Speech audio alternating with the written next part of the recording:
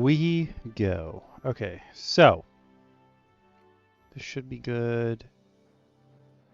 I made sure Twitch was okay as well. Just double checking to make sure that YouTube's okay.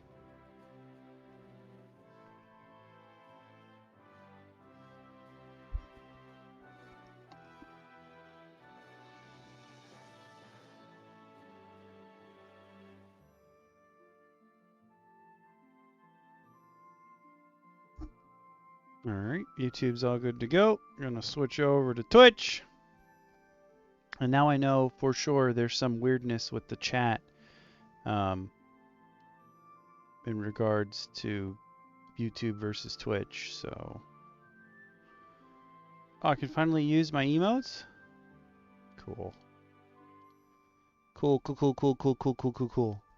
Okay, cool. Now I will start up Twitch. Go check that one to make sure that it's up and running. I hate that it now randomly like plays other people's stuff.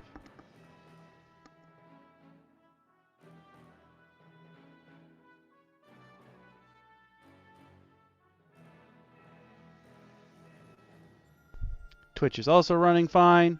Okay, I think we are good to go. Methinks.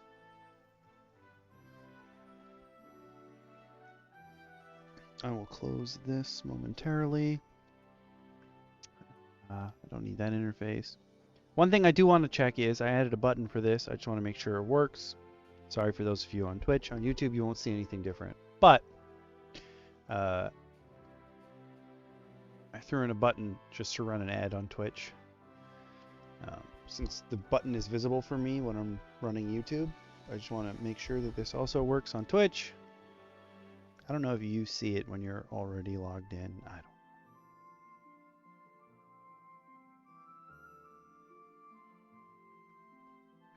don't. It said it worked. I don't know if that actually means it worked, though. I also feel like this particular episode, I'm gonna run an experiment, I guess, Twitch-wise. The YouTube Viv stream and VOD will be 100% fine.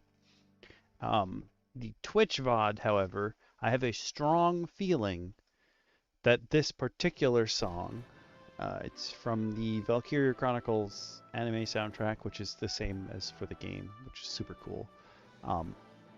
I'm thinking Twitch is gonna ping the video because of this track, and I'm wondering if while it's live it will also be muted. I have a feeling the VOD will have like the first part of it muted, which sucks, but I'm also running an experiment. So again, sorry to those of you watching on Twitch. I don't know how well this is going to go, but this is a basically perfect song for this particular scenario. So if in fact you guys get kind of messed up from it,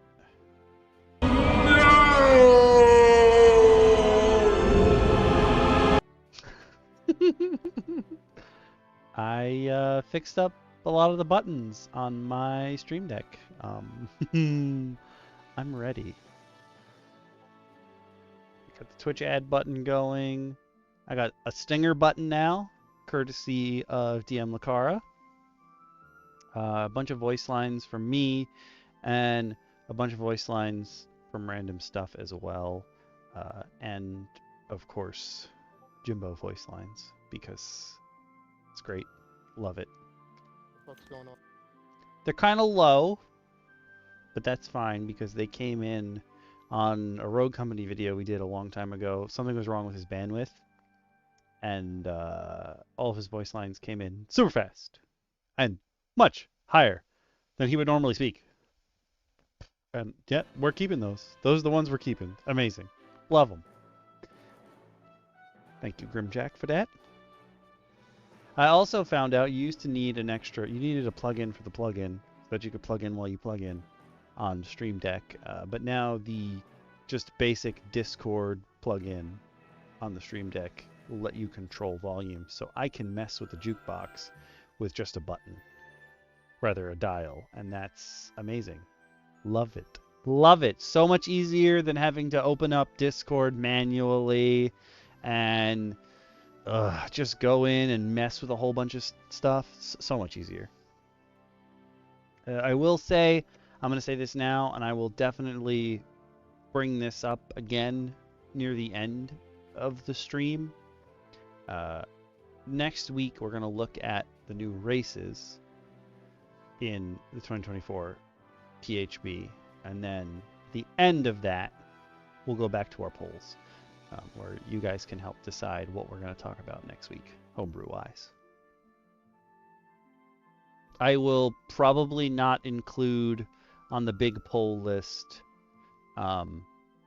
classes, because it took us a long while to go through all the class changes. So I'll probably leave that one out, but pretty much anything else is on the table. I might add in some other stuff too. I think it would be cool if we took a peek at some point, 3D models, like STL files that could be printed. Not necessarily that I will print them on stream, because it's probably going to take longer than the stream to print most of them anyway. But I think it's pretty cool to just look at what other people have made and be like, oh, what would you use this for? Because there have been many, many times I've come across an STL, or like someone's designed a model or a token and said it was one creature. And I've just been like, could be, or it could be this. And again, it's basically down to the DM and the table, like the setting you're in. You can take a whole bunch of stuff and just make them other stuff. That's up to you. Nobody's coming after you for that. You have D&D at home.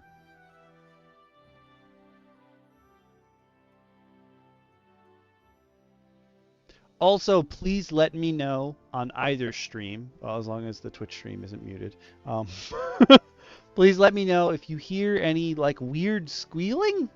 I'm getting feedback in my headset, but according to all the levels, it is not coming through. So I don't know if you guys can hear what I hear. I think it's because the Stream Deck Plus has a really nice braided cable.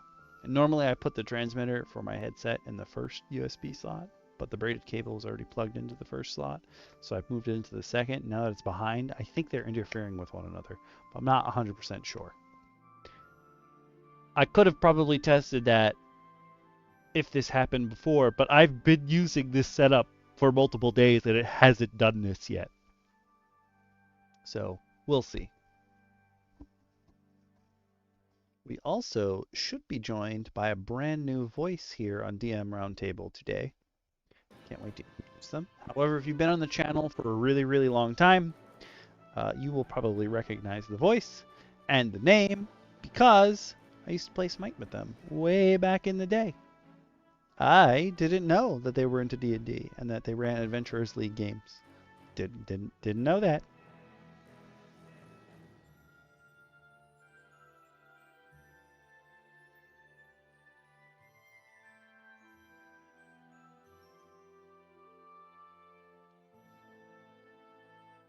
Their DM should be showing up soon, and we will get to stepping.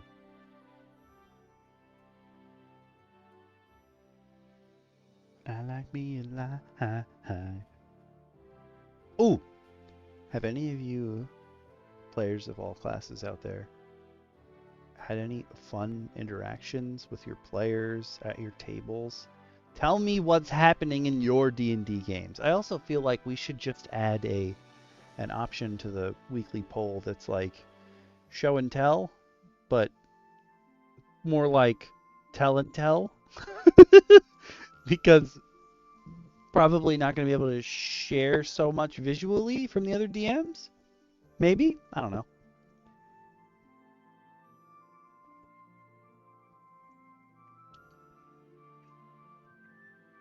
Just something to think about. There's lots of options. There's infinite content. So we will eventually go through it.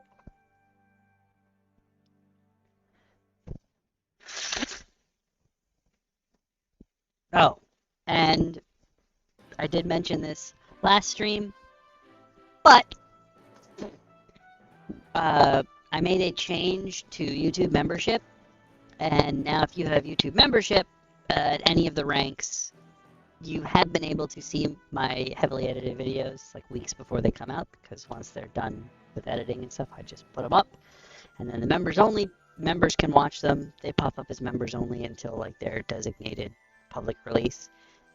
Because of that, I made a YouTube and Discord integration so that if you are a member of my YouTube channel and your YouTube's connected to your Discord, it'll just pop you right into a kosmycpurge.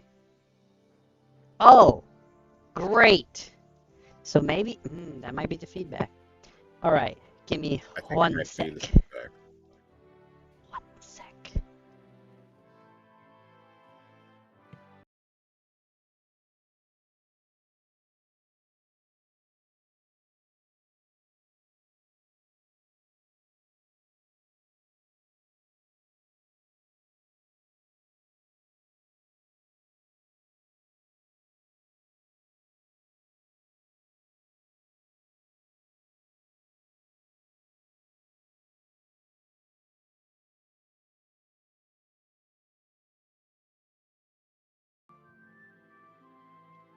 Okay, how's that? Much better. I also don't hear the squeak. I think it was. I think the braided cable was in front of the transmitter and it was messing it up. Also good to know, I can disconnect the Stream Deck Plus mid-stream, plug it back in, and it picks up where it left off. Like it knows what screen I was on.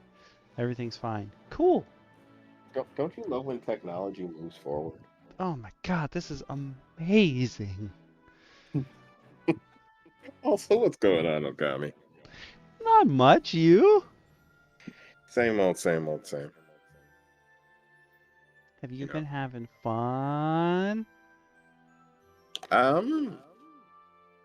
Relatively, yeah. Okay. Mostly work. Understandable. As the life of freelance is both fruitful and stressing. I can imagine. Keeps you on your toes. But and it's something. Luckily, I have nubs for toes, so I move quickly.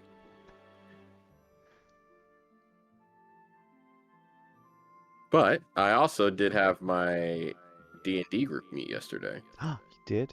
Tell us about it. Oh, yeah. We have continued to work on our plans for Troll Skull Alley. Anyone who has ever played, and this is spoilers for anyone who hasn't, but there is a potential for a residence in a certain location in Waterdeep. If you happen to play the Waterdeep Dragon Heist adventure, it's a very standard adventure. It's a level 1 to 3, I think, or 1 to 5. Yeah, 1 to 5. Because I think it's supposed to set you to go into the Dungeon of the Mad Mage, and eventually the Underdark, which is 5 to 20.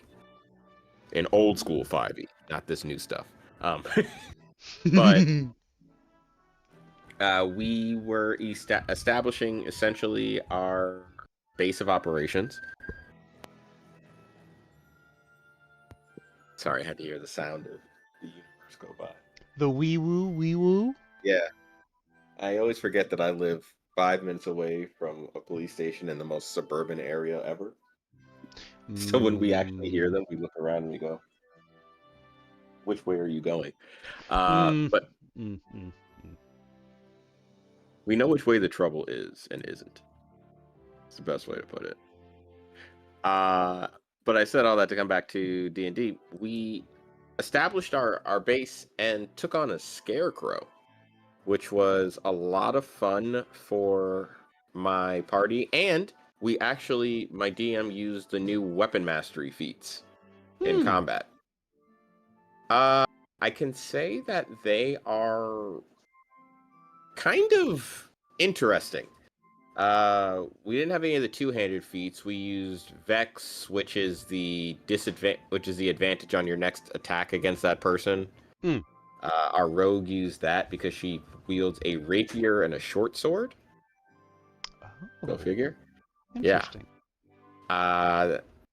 We also saw Topple from the quarterstaff. I used Sap off of my mace.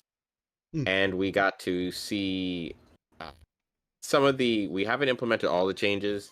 I think slowly over time, we may slowly integrate, so I'll have some feedback on that since we did go through it. But we'll see how my cleric changes, and if I do implement the fun changes of the new clerics to my character, I don't know what I'm going to do because he was meant to be literally like one of your Elden Ring characters, the middle of the section.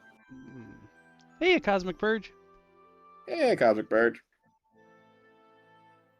I'm not gonna lie, my brain didn't process the MYC. It processed it as NYC, and I was like, Cos? That's fair. In New York City? And then I was like, because you said Elden Ring, my brain went to Bloodborne, and I was like, Cosm? Purge?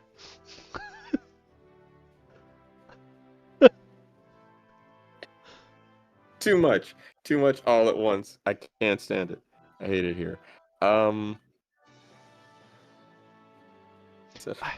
honestly feel like of all the DMs here, I feel like I am the one who plays the least outside of my one campaign.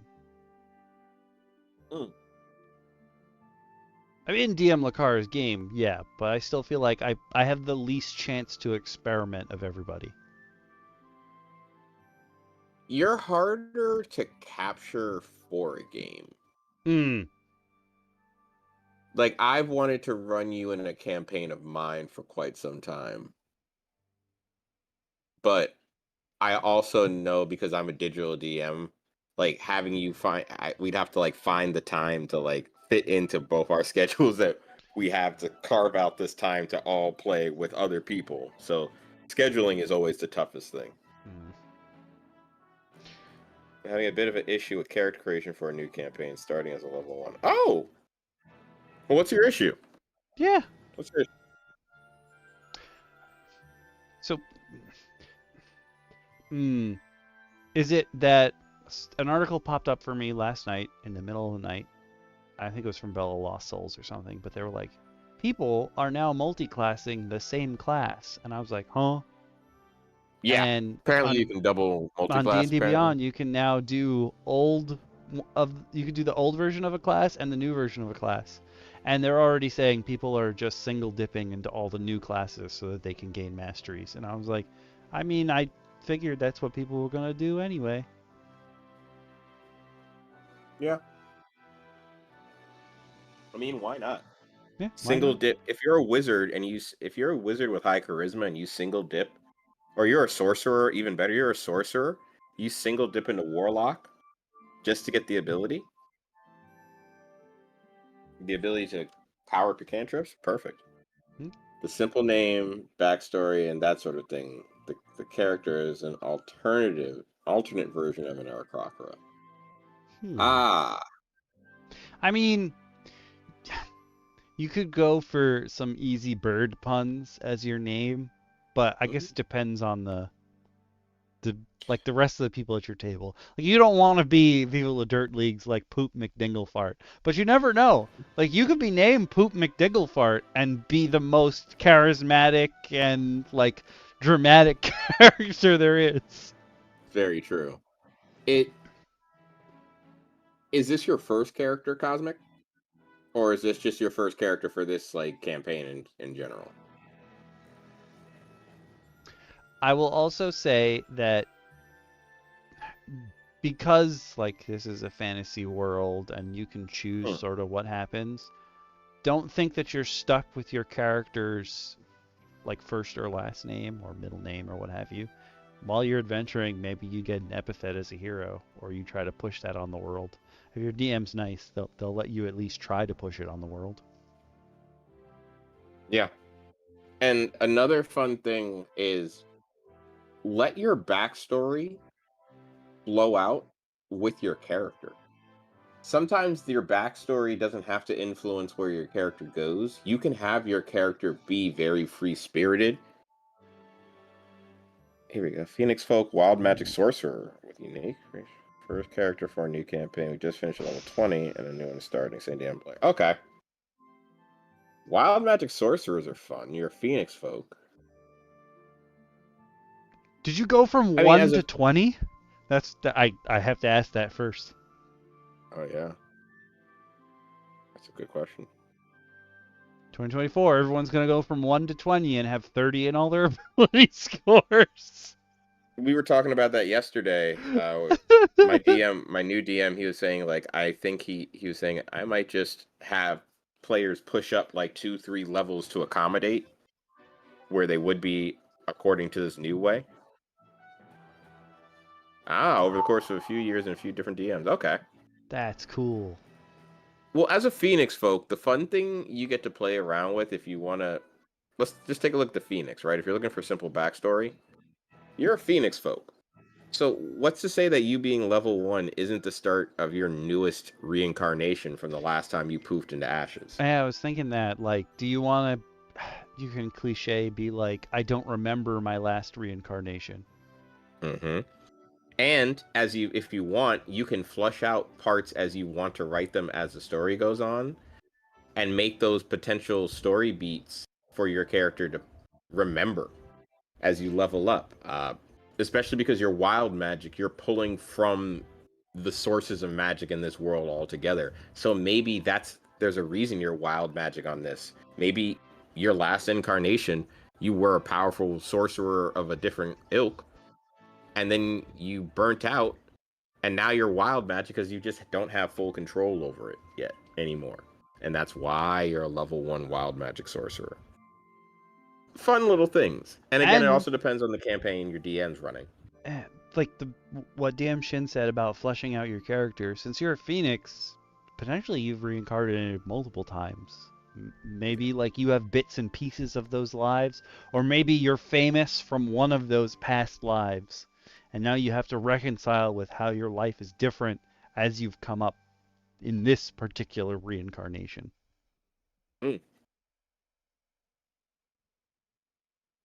Yeah. There's so many ways you can play around with it. And it really, and I always say to new players, I mean, obviously you're an experienced player in this situation, Cosmic, but I always say, even for myself, sometimes when I'm creating a new character, what haven't I done yet? If I have like a character archetype in class, sometimes I just want to run something kind of silly, not so much a Poop McDingle fart from Evil and Dirt League, but I have run some ridiculous character names or little funny puns. And every once in a while, you can just, if you want to go, something classic, you can, like DM Okami said, go with the very simplistic bird or avian puns. Here we go. The way I have the Phoenix Folk subrace design is that they are special. Their spells have a chance to misfire. They can't cast healing spells, and if they die from fire damage, they rise from the ashes. I don't need to make death saves to auto-revive 3 rounds later, but at the cost of exhaustion, as well as a penalty to max HP equal to double the proficiency bonus. Ooh. Interesting. Where are you getting this from? DM Lacara. Hello. I came in and the link that Okami sent me is not whatever Shin's reading. We're reading the Twitch chat. Oh. I was like, wait, we didn't start Backgrounds and Origin Feats yet. Yeah, I'm looking, I'm like, what's this about a phoenix? I love phoenixes. We have someone in the stream chat asking for a little bit of help on, they're having a little bit of trouble with backstory stuff on a character for a new campaign. And they were explaining to us their character. They are a Phoenix Folk wild magic sorcerer, and apparently they've edited the Phoenix Folk subrace to the madness I just stated. I can copy paste this for you, DM Lacara. Hold on. Congratulations on coming up with the most badass combination ever. Oh, is Grumbo in the chat too? Hold on, let me take a check. No, he's still at the gym, I think. In the campaign that I'm running, backstory-wise, the adventurers that raised one of our players, they're what made them famous is they call it a Chaos Phoenix, which was a phoenix that someone was doing experiments on and gave it the ability to switch between 4 elements. And Ooh. that if Grim was here right now, he was already today. I told him about how in your campaign, DM Lacara, there's a race that had advanced technology, and he was like, "Oh, tell me more, please." I heard technology. I'm in. He wants an artificer so bad. He really does. James, if you're on, I can fill you in, but I cannot talk about it in front of Okami because they haven't done their research yet. Ooh. Cool. Is this Catharin? Is this Catharin? Is this Catharin? Yeah. Not unlike Peridot. Interesting. Wild magic sorcerer Phoenix Folk. That is so cool. The They added a DM rolls the misfire. D100. Ooh. I mean, personally, I would play it so that the Phoenix character was terrified of fire. Oh, that's hilarious. Like, just Oh, wow. flavor-wise, that is how I would do that. A wild magic sorcerer, afraid of fire. That's. And I would get a wild magic board that was fire-themed. I like that. I like that. All of your thematic effects cause smoke or like kind of thaumaturgy Yep. level fire effects. I like that. That could be a lot of fun to play around with. And there's a lot of fire spells that you could play around with. Even simple things like protection from heat and metal, I would even include in there. Like maybe heat you metal, definitely. accidentally cast heat and metal on an object, you know. I think I would also do it just so that, like, whenever, not as an actual mechanic, but just for flavor, that, like, anytime you were sitting on something and you get up, your butt print is burned into whatever you were sitting on. I like that. I like that. You just got like burning plumage. I like that idea. Yeah. Yeah, it's like how old school, Oh, if you Oh, yeah. want, you can throw it in the tabletop schmabletop board of our Discord. Good at that. Oh, then someone's gonna have to read it to me. Boop. We got you. I don't know if this should work in Twitch. Yep. It'll take you to the Strike Force board, but you could just ignore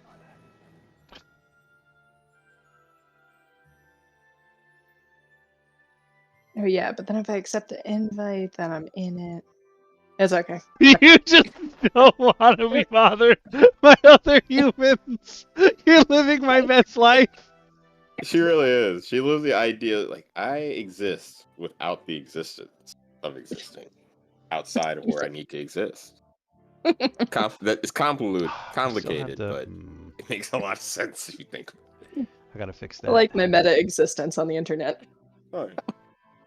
How do we find you? You don't. Just disappears in a cloud of smoke. Yep. You don't find me, I find you. Yeah.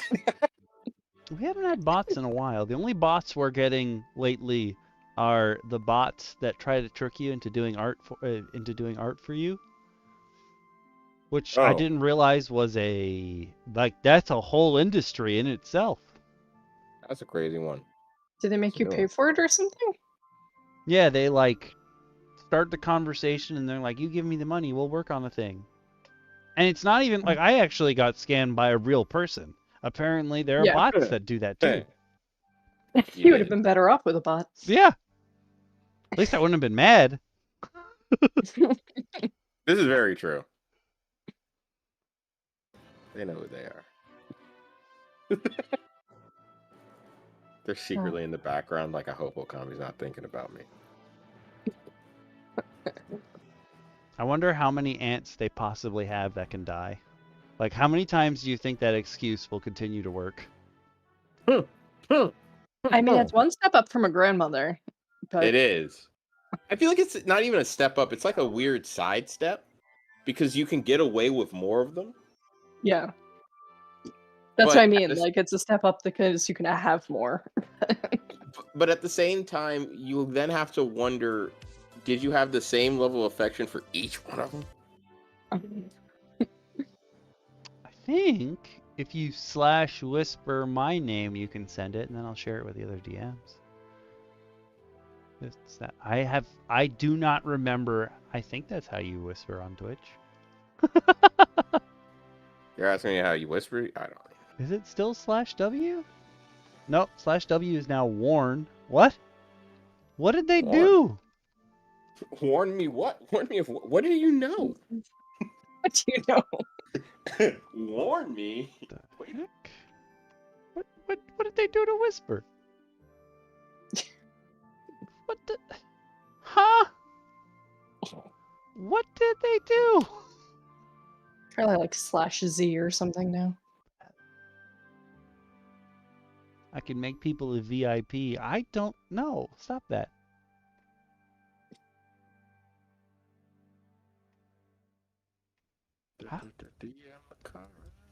How do you? I have no idea how you whisper now. What did they do?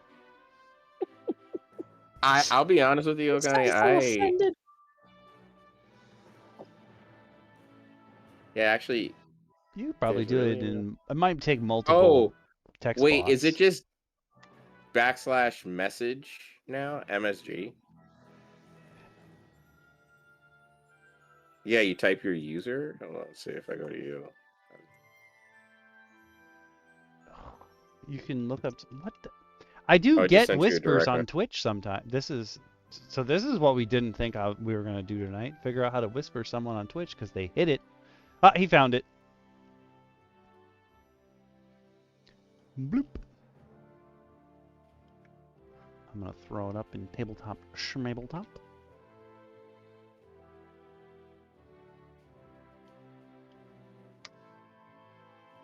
And then send it to me. Ah, true. You know what? Help preserve my superhero secret identity. True. Oh, you got it already? All right, I'll throw it up.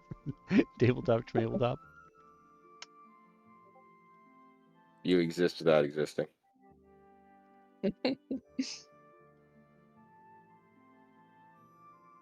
Oh, +3 to con. Okay.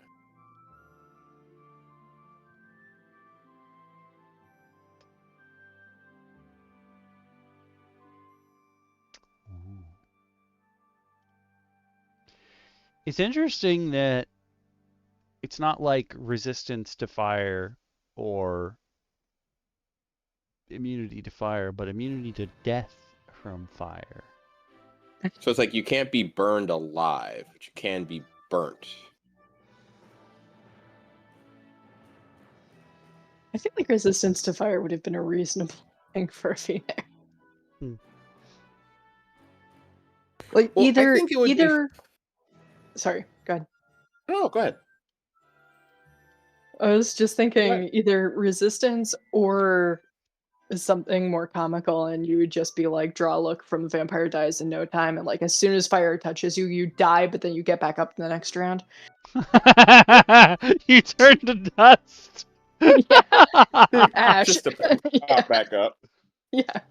Just the battlefield is just like spotted with piles of ash from you getting flamed. Little 5-foot cubes of ash on the floor. Oh man, I would lose my mind if I saw that as a fellow like player. I can't like, tell if that was a pun. Terry again.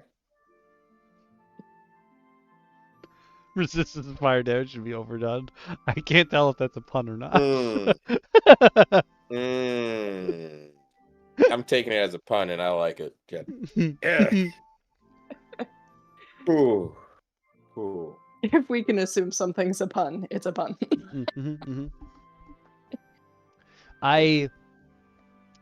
In the campaign that I'm running, we started in Lost Mines of Phandelver, and I changed the Forge of Spells so that you can power up weapons and items with your own innate powers. So sorcerers have an easy time imbuing something with magic. We have 2 sorcerers in our group. And none of my players are here. Well, they've already seen it happen to them, so I don't really have to worry about it. Our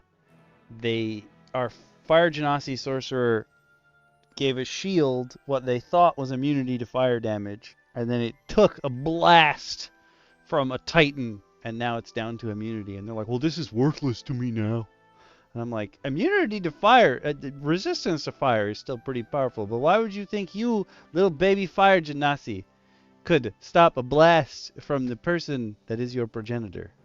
I don't think that's going to work.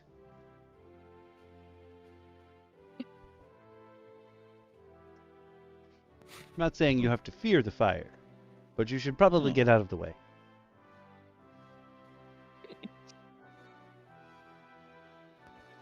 No, take the fire straight on. Like, be tough. Take a fireball to the face. Step into the lake of lava. It's okay, it was just an illusion. Well, it's an illusion only if you're also made of fire. My character in the character I'm playing in the Water Dragon Heist campaign is an Earth Genasi who just met his first Fire Genasi. And my intro, because I've played this Earth Genasi to think that he was a dwarf his entire life, was, hi, I've never met a red and a blue one before. To which apparently my DM goes, they are super offended. I was like, oh, I'm so sorry. One of the quotes in my server for campaign quotes is one of our players is just like pure black, like a pure ebony tiefling, and they basically only wear black all the time. And then one of our other players is just a black guy, and this earth elemental was looking for the all ebony tiefling, and he attacked the other paladin who's just a black guy, and he was like, why are you mad at me? What did I do? And the earth elementals are dumb, so he was like, the black one is bad. And my 2 players looked at each other and went, oh no, he's racist.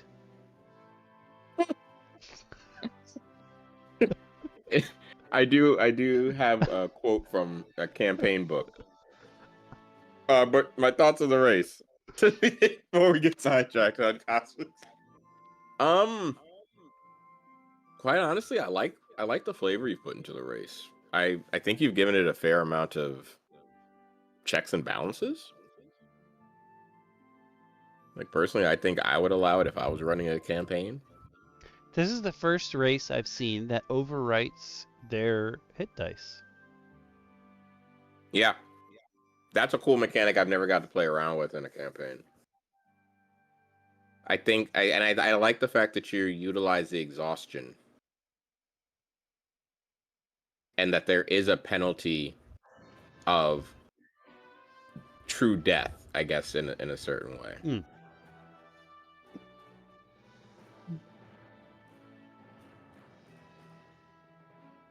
So this is, and I see now that the lack of spellcasting adeptness alongside the misfire really plays into the, everything kind of plays into itself in its own way. They're almost like, because you made them wild magic, it really fits. But if you weren't wild magic, you're still kind of wild magic. I was thinking before, maybe because you've lived so many lives, when you misfire, the misfire could be something that you wouldn't normally be able to cast, but perhaps a past version or one of your predecessors has cast.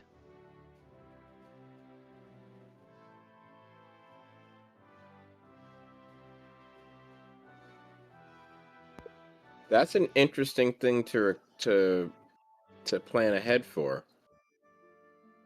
If you hit 20 with the reduction as it is, you would only get 60 HP at level 20. I see. I see now. Oh, meaning your HP maximum doesn't go back up after you get rid of that exhaustion point? I'm thinking not. Interesting. It's cumulative. So I guess because it's a punishment for dying. Kind of like, hey, don't keep dying. It's kind of like at that point you're, oh, hey, Arvin. It's kind of like Hey, at Arvin. that point you're, it's kind of like in Sifu, like the more you die, the more powerful you become, but the more damage you start taking, like your body becomes frail.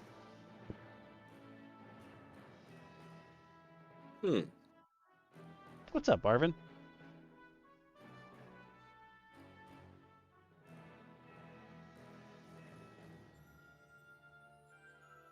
Now we get the YouTube chat going. Look at us. We're on evil crossover levels now.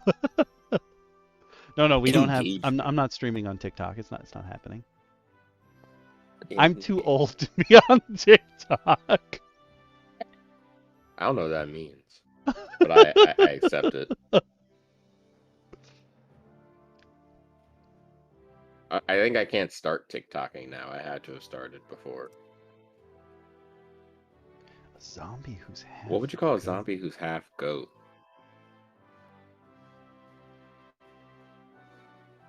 A Zomyr, but like Zomyr. I was thinking the other way around, but a Satzi just sounds like a pretty exotic race. I don't know if it would work as a name. No. A Zomyr would be fun though. The idea of combining satyr and zombie. Yeah, it's cumulative, so it just stays forever. Interesting. So you're more likely to die the older you get.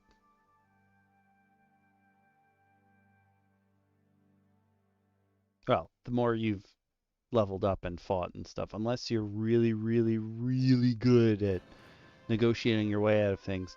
If you're really far onto the adoption agency scale, maybe. If you're on the other end, the murder hobo end, probably not. You know, I do have an idea for you, Arvin. Now, this is going to be a deep cut, but I just did some quick research. So, what I do know in Greek what I do know about mythology is that goats were sacrificed to Dionysus. Party time. And tragedy, or tragos. You could probably call them tragos. I think tragos. Look it up. Tragos meaning in English. That's drinks. Oh, is that why they're? Oh no, they're still satyrs. Satyrs just like to party in all mythology. Yeah. That's just their shtick. There's a lot of satyrs in Theros. That's good. I think it just tries to translate that. If you want to go for more puns, I would call them a deadpan. I was thinking about that. I thought about deadpan. I was like, oh, it's too much. But I do like the idea of calling him a deadpan. I'm not gonna lie, I really do like calling them deadpans. Oh, I like that one. I think Tragos is the name for a male goat in Greek, and it sounds like tragedy, so you could go with that if you want to sound something cool. But I like deadpan way too much now. Well, I guess technically it's an undead pan. Mm. Oh. Deadpan's really good. That's a really that was a good one. That was a good one. Split credit on that one.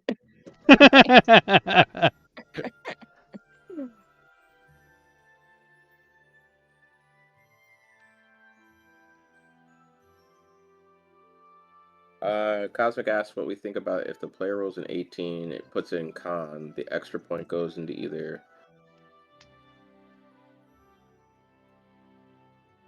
10 base H plus 10 base HP or plus 1 unarmored AC. DM's choice. I think it would be. I think you could give it to the player as a choice. I don't think it has to be the DM's choice. I think it's fair for the player to choose because at the end of the day, the player is going to direct where this character is going. So the player is going to know, do they want 10 HP more or AC? No. Sorry, I think I cut you off, DM Lacara. I didn't mean to. Oh no, I was agreeing with you. Oh. The player is gonna be the one losing it, so Yeah. you should get to decide where it goes. Yeah, to some extent also. Yeah. For me as a DM, I feel like whether you have 10 more HP or 1 more AC, I'm still going to plan accordingly for your entire party. That additional HP is not going to be as big a factor to me as a spell that maybe casts magical darkness for free at like level 1. Oh, jeez. Listen, 2024, you never know. Yeah, that's true. 2024, this isn't your grandpa's D&D anymore. No. My Reddit digest yesterday, somebody posted, okay, how come bloodied isn't listed as a condition and never has been if it's a condition? And all these people were arguing about it, and they're like, it's something you say. Technically, the 2014 DMG said that you can call any monster that's below half their HP bloodied. And I felt bad adding it to the conversation, but I was supposedly in 2024 and beyond, bloodied is going to be more of a trigger because monsters are going to do something when they get bloodied. And the chat just stopped. And I was like, get your video game mechanics out of my TTRPG. Yeah. It's gonna trigger something. I'm sorry. Did I hit enough stacks? Stacks. Were they also a phoenix?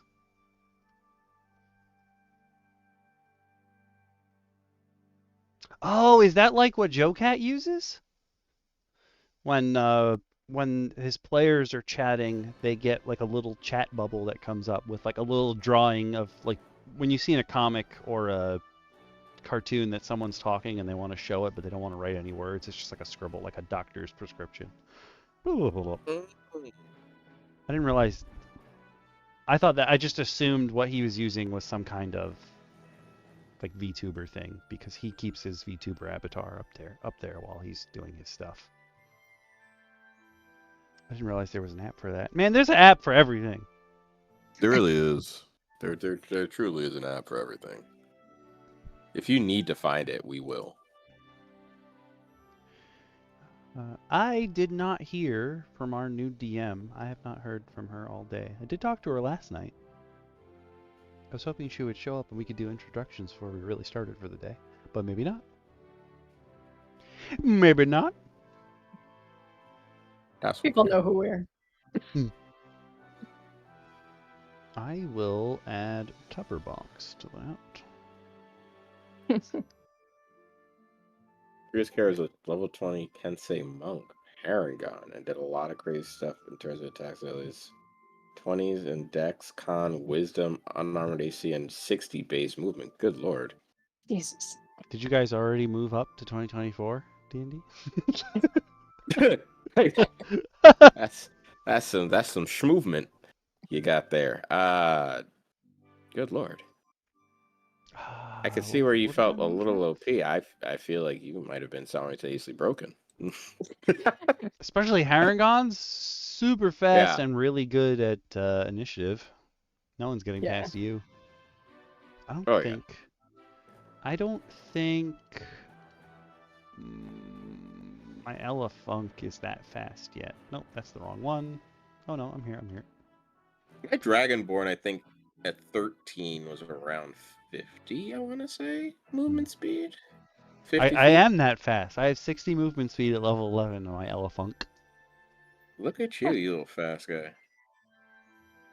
Just Good charging guess. around. Laying the scene. You should be able to pick up like a never mind. I can't remember the name of it. No, you must tell me I now. was going to say, I thought you were saying, no, I need to forget it so I don't give him my idea. Yeah, that's No, where no, I thought no, it was going. No, I can't remember the name of the thing that can't stop once it gets going. It's got 2 T's in it. Oh, Juggernaut. 2 G's. Never mind. You should be able to get like a Juggernaut feat for being Oh my god. an elephant that moves that fast. I agree. Oh, yes! Yes! Oh, Bacon would hate me. Oh, I would love it. I just love that I you would can run on absolutely love it. water and up surfaces as long as you're still moving. Like, as long as you don't have to stop, you just go. Yeah. Listen, sometimes you just gotta go fast. You want to Sometimes live you your gotta go Sonic life. fast. Oh my god, rolled in that one and still ended up going first. Yeah, that sounds like 5th edition. That sounds like 5e. I can say having played other editions nowadays, but that's definitely a 5e thing. Watching your bonuses stack up. It's almost 3.5. It's almost 3.5 levels of numbers, or Pathfinder levels of numbers. Because in Pathfinder you could also do that. Roll a 1 and hit like a 65 in initiative. You're just like, okay, yeah, you're just going first. Pathfinder's like, if you really liked calculus and you kind of want to play games, enjoy. Yeah. I've been trying to slowly put together a Pathfinder 2nd edition campaign, and I hated it. The best roll I ever got was a skill check. Mine's Didn't not want to very get it. impressive, but I think it's 26. I've gotten a 34 before. It's quite dumb. We've got my husband, the bard, who on any lore check ever history has never rolled lower than like a 24. Yeah. And they're level 4.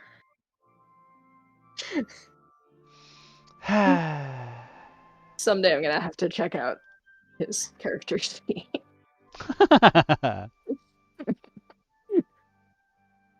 Marital trust will only take you so far in D&D. It's true. One of the delving into your DMs videos, I just write down what I want the topic to be, and then I'll make the video when it's time to make the video. And one of them is don't trust your players.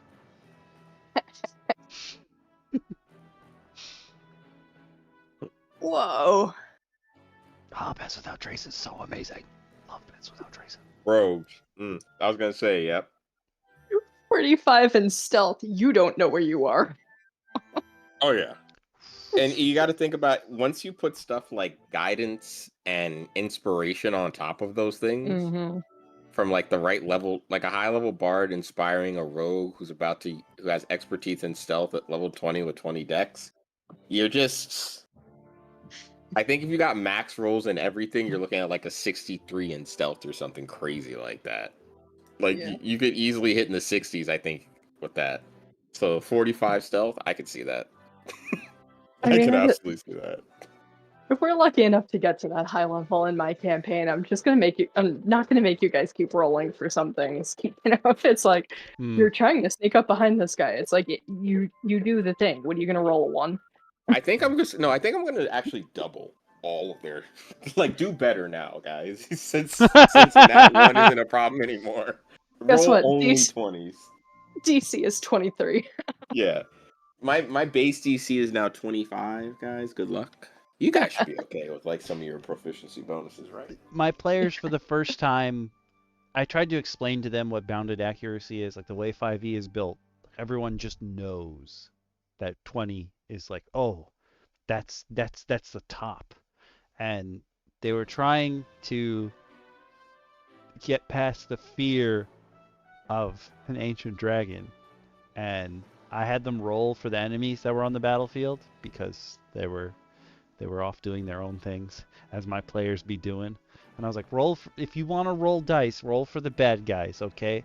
They're getting hit by this. And they were all rolling like 23s and 24s, and they were like, haha, so we win. And I was like, no, you still fail. What? And I was like, that's the bounded accuracy of 5e. Like, everything is supposed to be small so that you understand when the numbers are high, it's scary.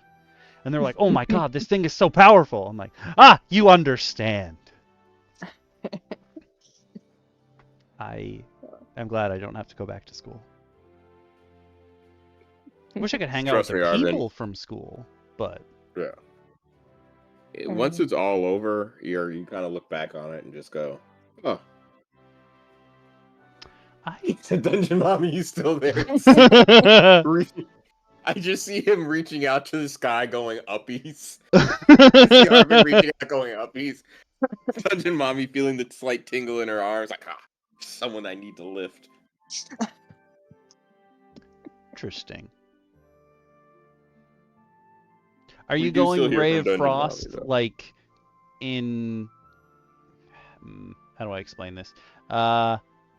If you read Marvel Comics, there is a character named... Well, her code name is now Tempest, and her ability is she either adds or removes temperature from molecules, so she can do fire and ice.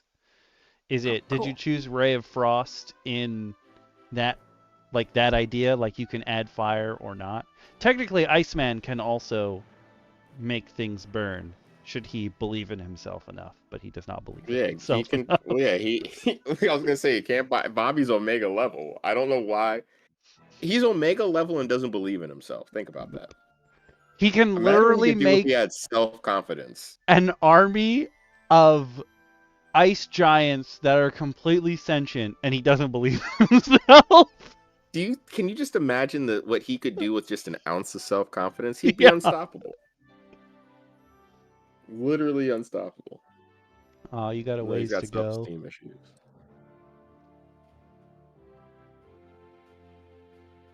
They'll be all right.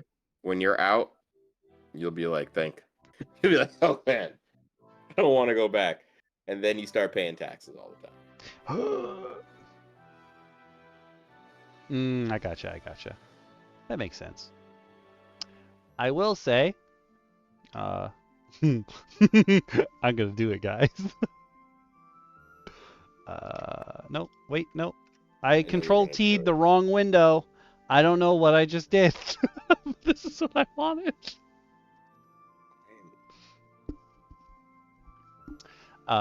There's plenty of cool Actually, I will say it's very difficult to find cool homebrew cantrips because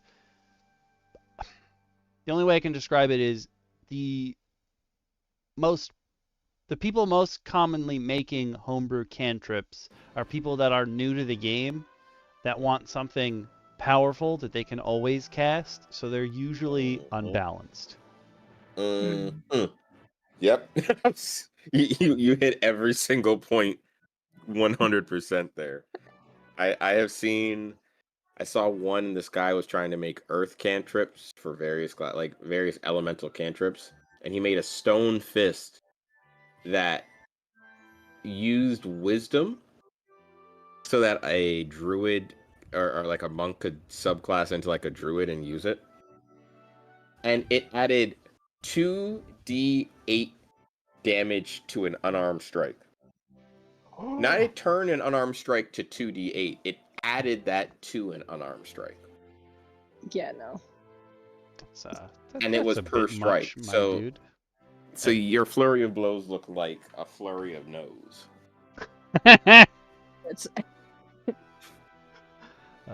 I will also say that don't be afraid. Well, as long as your DM allows it, don't be afraid to be like, hey, can I have this, but change the change the damage to fire or radiant?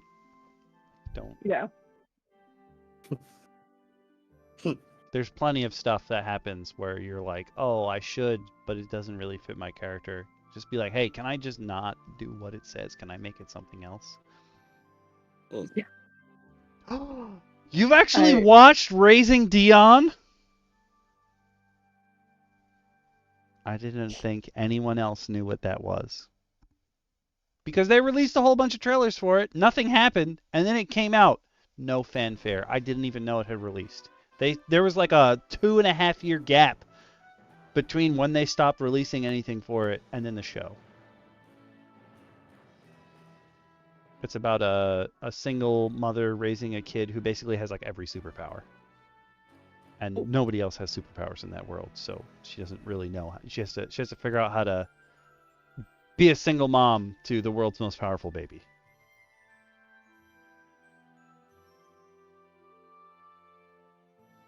I feel like if I woke up and I had a kid with superpowers, I too would probably seek a lot of knowledge.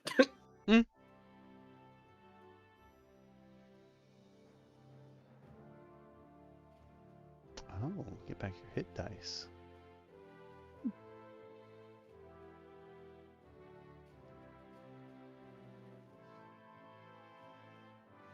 That's kind of like the Incredibles, baby. What is he? Tom? No. Jack. Sometimes Jack be like firing lasers out of his face, and I'm like, how do they live? How do they live? When he fights that raccoon, how is that raccoon not dead? I mean, have you ever fought a raccoon? I was gonna say, I have have you ever not. fought a toddler? Also true. Those are two of the toughest fighters and combatants currently in nature's hierarchy. And then they just completely forget that they know how to do something. You're like, how? But okay. Toddlers and raccoons have the same reaction to realizing they have the ability to hold things and utilize hands for things other than. Yeah. And it is usually detrimental to baby. all of the witnessing parties. Yeah. They either will not pick up the thing that you want them to, or they will not put down the thing that you want them to. Or they put down the thing you want them to in a way you really wish they didn't. Monkey's So that- paw. Yeah, I once watched a child at a baby shower learn how physics, mostly how motion works when they flung their diaper across the room. Oh boy. Or girl. Yeah. I don't know. Yeah, that was a No, fun that time screams for the boy. parents. Yeah, Oh I my was gonna say that definitely sounds like a boy thing to do. Little girl. She stood right up. God. Got mad. She said, "No!" And I was sitting at a table across, like I was sitting a few tables near them. And I looked. I was like, "Oh no!" And we saw it go to the other side of the room. And I was just like, "Oh." She had a good, Right. strong arm. I was gonna say, a kid's got a softball scholarship waiting for her. Or a barbarian's life if we ever go back to True. child role barbarian on a character creation. Look, every toddler rolls barbarian character creation.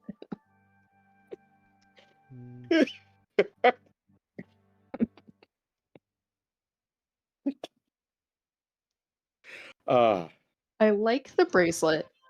I think it might be a little complicated, but I like that it's powerful, but you can't get the charges back. I think that's good balance. It reminds me a lot of the charms that they refuse to use in D&D that you see in Theros and the DM's Handbook. I think the Emerald Enclave can give one, and it's like a simple like restoration charm, but it falls off after its usage, and you just can't recharge it. You can get another one from someone potentially, but no one uses them. The blessings and charms of those natures. In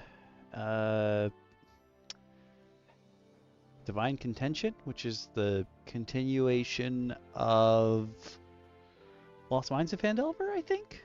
I can't tell if it's the, I don't remember. No, I think it's the continuation of the Essentials kit, but it's this all the stuff that takes place in Lylon. If you go to the Tower of Storms and you walk up to the, like, essentially the viewing globe at the top, you can get a charm of the Lord of Lightning, which lets you cast Lightning Bolt 3 times during your life, but it can never be used again by that same person. Hmm. One of my players has it, though our Tower of Storms is a little different than the one in the book. And I thought that they were gonna either... I really assumed she was gonna save it for the entire campaign. She's already used 2 of her lightning bolts. You Oh, can't is give this your players things.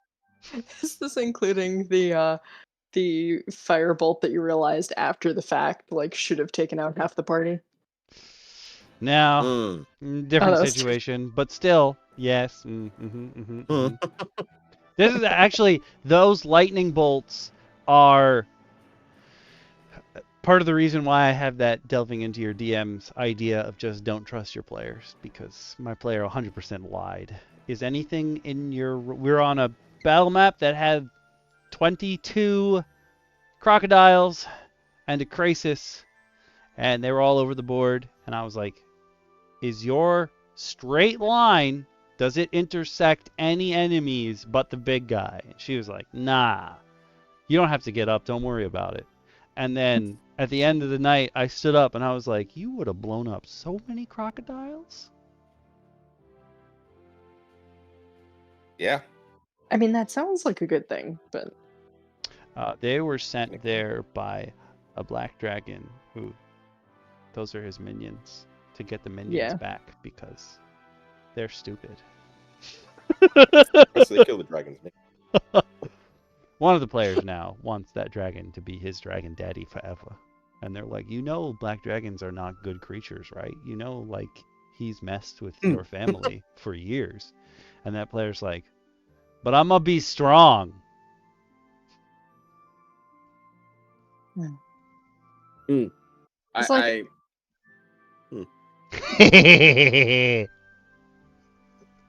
Kill him. You know my opinion. I always down to kill my players. I have no time for neutral players. Just get out. Yeah. Yeah. One in our party of 7 is neutral. And I'm like, can you not? I enjoy being neutral as a player sometimes. I enjoy it because I like to flip-flop in a campaign and always go like one extreme or the other. Or every once in a while, I have accidentally once disarmed a king in a campaign by being so neutral that he was just like, "Well, do you want treasure or my daughter's hand in marriage?" And he was asking the party, and I was just like, your daughter's all right, and the treasure's pretty good. Whatever you feel like you want to give up." And he was just like, I have to roll to see his reaction to you because I think you've insulted his daughter. I love when you have that moment. This guy When you're walked like, out of there with like a wife and a small kingdom. I love when you have those moments where the DM's like, I don't, give me a second. Like ice stocks. All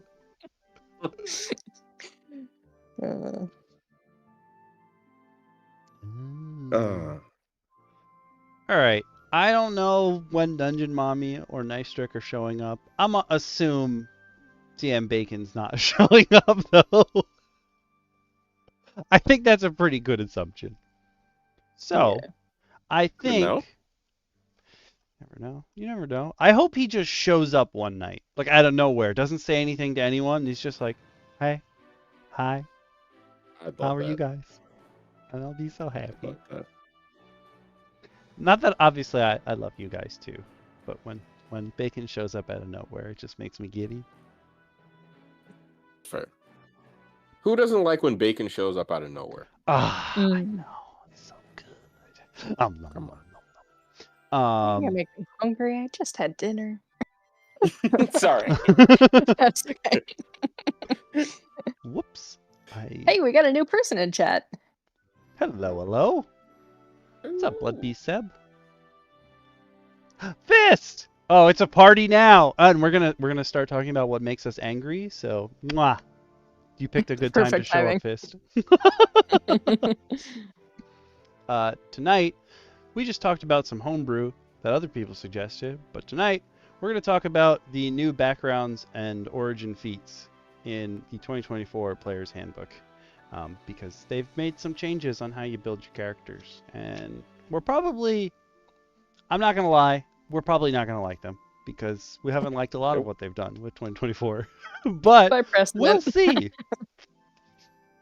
I For have those a of you strong feeling. on YouTube who You're want to not. follow along with the article we're looking at, you can check the description of the video. But for those of you on Twitch, I'm going to throw the link in chat and pin it for the next 30 minutes. But for those of you on YouTube, you will be able to see it in the description. Whenever. Come on in. We love talking about D&D. Nothing bothers us here. We've been asked some real weird questions on stream. I got an Ask Me Anything 4 streams ago of when did I lose my virginity out of nowhere for no reason.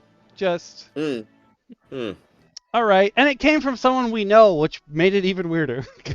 Oh. Okay, backgrounds. Let's stay on topic. It's Yeah. taken us an hour to get here. Yeah. Listen, we'll get there eventually, all right? We finished the hero subclasses in the Empowered somehow. We can do this. Oh my god. We still have to do that one off someday. One day. Sleight of Which you'll hand. see if you happen to be a YouTube member or a patron, Oh, here it comes. where you can get access to DM Okami's repository. Now, you don't have to do much. In fact, I believe DM Lacara is quite simplified what will you have to do to help Okami out. What was That's that, right, Okami? people. If you have money, hit the buttons that give Okami money. If you don't have money, hit the buttons that subscribe you, because that indirectly also gives Okami money. Just hit some buttons. Doesn't matter which. We've got to get a button going. That's the Oh. little girl from Rush Hour. Go and hit the damn button. Oh my. Think of that. I'll make a stinger for that for sure. Yes, that is what we need. That is what we need.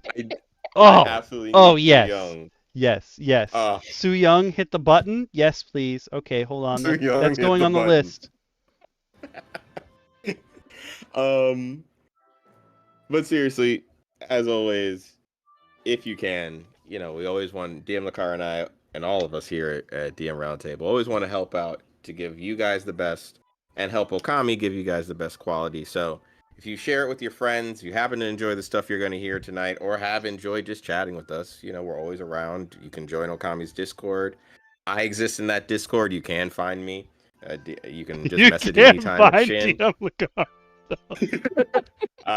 And I am one of the few. I am a person who can also pass information on to DM Lacara in the Etherverse.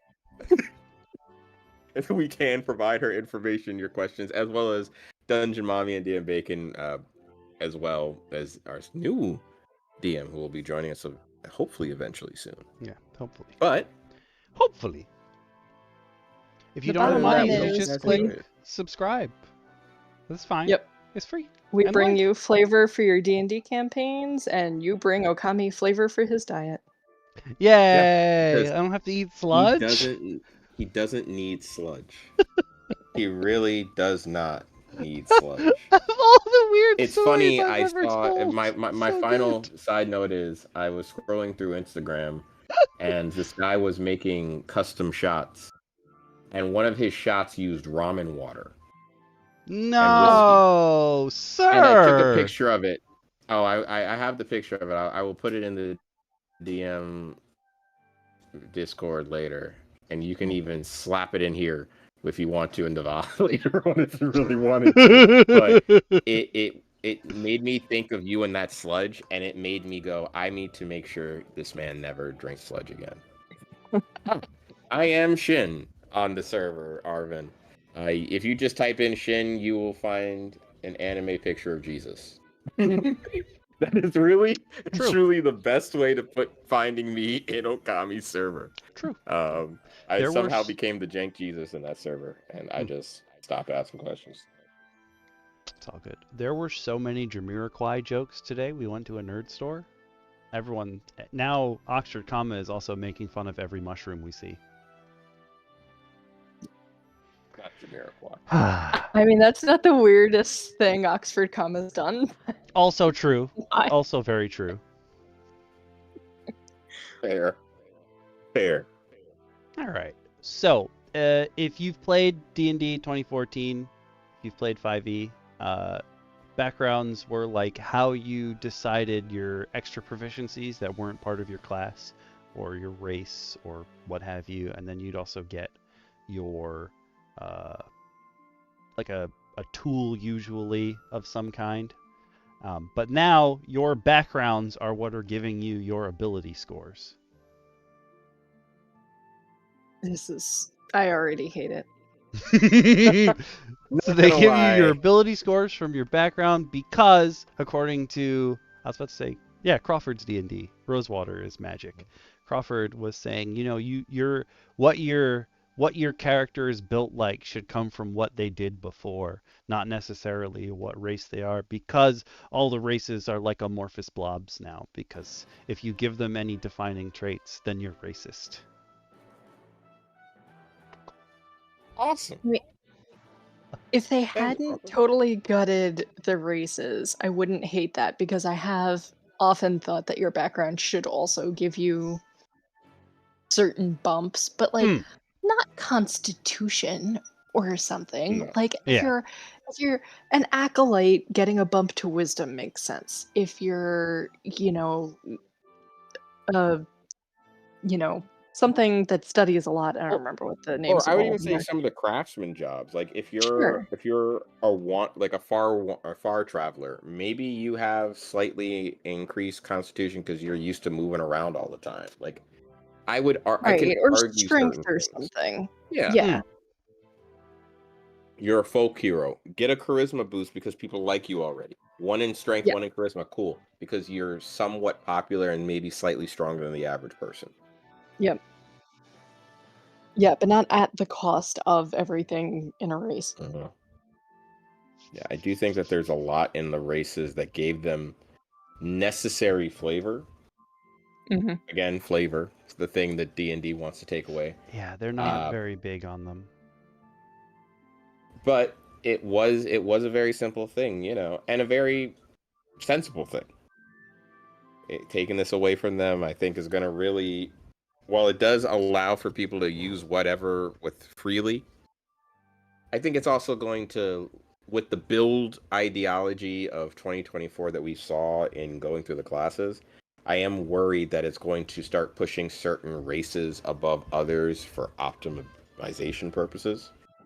I think their idea was they wanted you to be able to make your perfect character without having any of that pesky where your character came from and who they spawned from to get in the way in this weird fantasy world. But I like the backstory. Yeah. Mm-hmm. Give me my flavor back. Mm-hmm. It was especially, it was there for new players, really. Yeah. Like, it was there to help people on ramp and get ideas.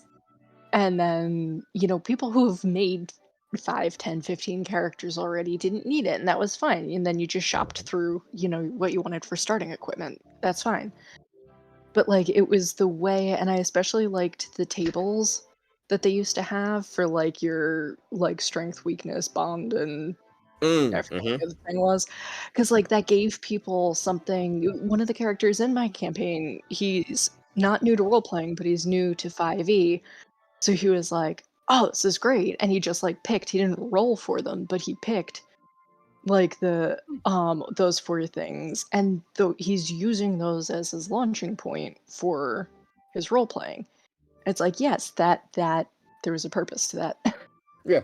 No, I think it's very fair to have those little spark points for your character creation, character role play as well. But if you're going to get rid of the ROLE play, it makes sense to get rid of those little fun nods and hints and little Yeah. cute snippets that made your character who was lawful neutral make sense to you, or made that chaotic evil character's goals. It even, because they would give you the alignment Yep. and how it fluctuated. That was fun, because I think especially in a new player situation, you also came to understand the way the game looks at things, not so much your DM, and give you and your DM a shared understanding. Yep. They're also making it so But your backgrounds, each of the backgrounds that you can choose from, let you choose between 3 ability scores to add points to. Mhm. Which is, if they were getting away from the idea that you'd have to build your race to make your perfect character, now you just have to choose the background that is specifically related to what you want your character to do. So really, they haven't gotten away from the problem they were trying to get away from. You've just put a new wrapper Hidden on it. Yeah. Well, let's see what the 16 that they've chosen. Each of Let's scroll your down. backgrounds also, in addition to your background, everybody gets a feat now when they start. So they went with like the variant Yes. human that many people picked. Now Mhm. everyone gets a feat to start with. Just variant character. Or origin, correction, it's the origin feat now, because you just woke up with this ability from life. I just realized that their background description here is just what that character did. They don't tell you what you get from them. Mm-mm. So that's not actually helpful. Okay. Let's see. Man.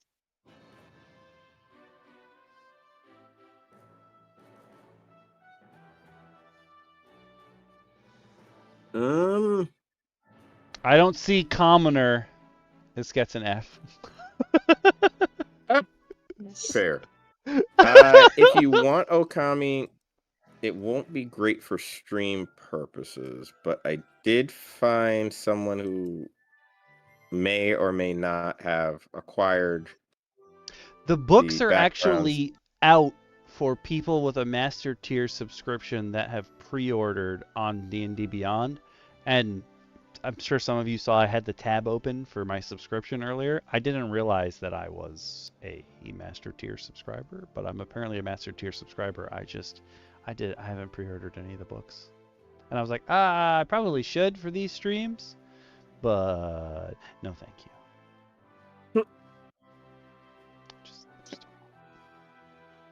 Yeah. I can give you some info on what each one does, so I can scroll through and kind of tell you as we go down. So let's see. In the worst post ever. Wait, actually, hold on. If everyone gets the book for the rules for free, does that not think we have it? mean? Yeah, does that not mean that I can see it? Let me see. I Maybe didn't if think of we checking that. create a character. Huh! I can see the book. Well then. Is it in the core? Is it in the Oh, never collection? mind. It made it seem like I could, but I can't.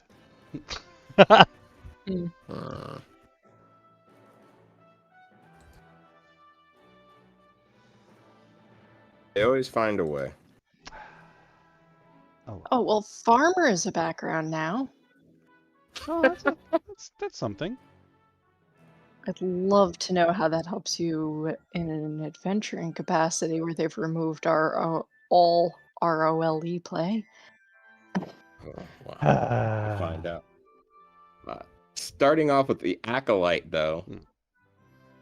Devoted servant in a place of worship, you learn the rituals of your faith and how to channel. Looks like for Acolyte, they are offering intelligence, wisdom, and charisma ability scores, and the Magic Initiate Cleric feat Oh, for choosing Acolyte. I was gonna say it seems like that's your choice you for cleric. It seems that you are proficient in insight and religion, and you gain calligraphy supplies as your tool proficiency. And then it seems like the equipment choices seem to be adding little things, little bits of information, and seemingly gold. It looks like the last option is just like you have some money. Oh, okay. I mean, I'll take donations. I'm not gonna say no.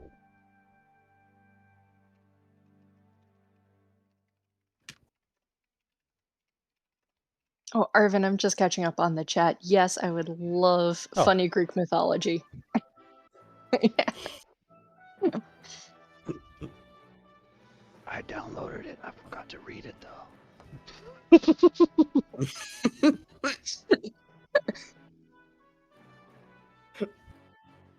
That do be happening to me. I will read super fast. It looks like the Acolyte's just is basically giving you cleric light. And it gives you Magic Initiate Cleric specifically, so I guess that's kind of weird that it seems like it's what you would pick if you were going to pick a cleric, and you're like doubling up on your clericness. You know what I mean? Your clericness. Clericness? You don't want nobody messing with your holy bits? Most of these are the same. I don't know about the details, but like most of the backgrounds are fairly analogous, description at least, to the other ones. I'm going to share it with you guys so you guys can see. It's tiny. You're going to be dealing with a tiny, tiny picture that you'll have to sort of zoom in on. It might not, like I said, it won't be great for the stream, Okavi. But for your own personal knowledge. Let's see. Bloop. Can I cheat? Oh, I can cheat! If you open it in its own picture and then make it bigger. Okay, they still give you the... Oh, never mind. I was going to say, some of the old backgrounds had like an option of what to take, but this one is like, you can take this stuff. Or you can just take the gold and then buy your own stuff, I guess. Yeah, I mean, it's a cool idea. I mean, we're now looking at the artisan, which strength, dexterity, and intelligence. Investigation? And persuasion. I'm a maker of eyeglasses and magnifying glasses. The description is you worked your way up from scrubbing floors to an apprenticeship crafting your own crafts. You know how to schmooze a customer and have a keen eye for detail. They used schmooze. I like it. Okay, so the persuasion makes sense. I would want to say insight would be better than investigation because you'd want to know how people feel about your pitches. Yeah. I feel like they're going to try to push investigation as being more useful. But again, it's not that the skill itself isn't useful. It's that the vast majority of DMs just use perception. It's not a rule issue. Their purposes are written differently. It's just everyone just uses their eyes.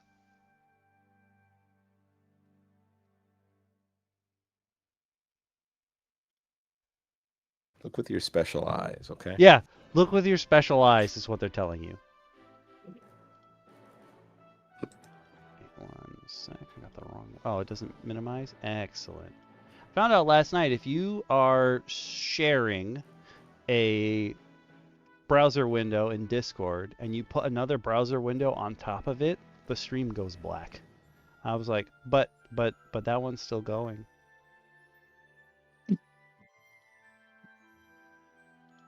I loved the D&D movie.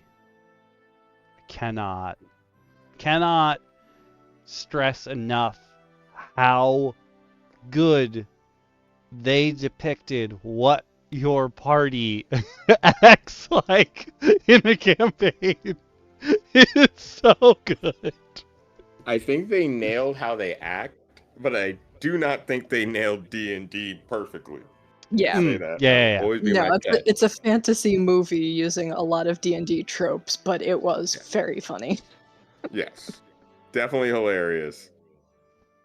But I would not use that as my jump point for anyone to D&D. And on the other side, Fist, if you were a stripper, if you had a stripper background, I would have you roll a performance check to see if your hypno dance could subdue somebody into submission. I definitely So give you you would definitely proficiency have in performance. Yeah, you'll definitely take some proficiency in performance.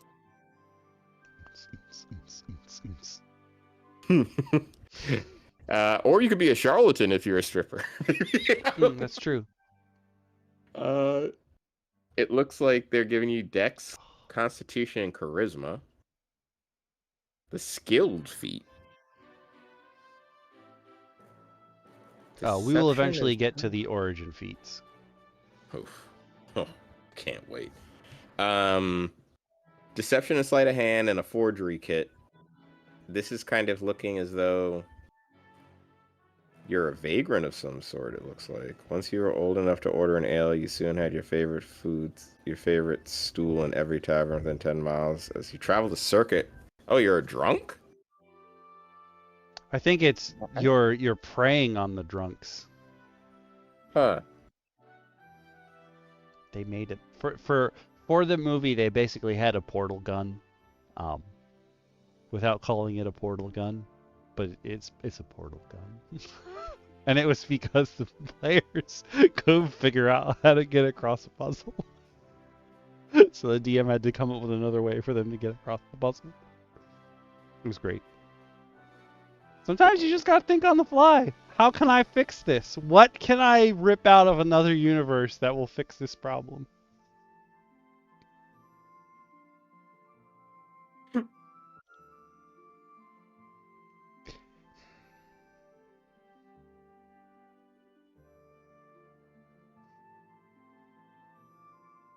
Next on... I think you're still in high school? Question mark? I don't think you're a collegiate. That's a weird way to say you're in college, but it's the right word. Look at you using the correct terminology. Ooh, you get 2 daggers if you're a criminal.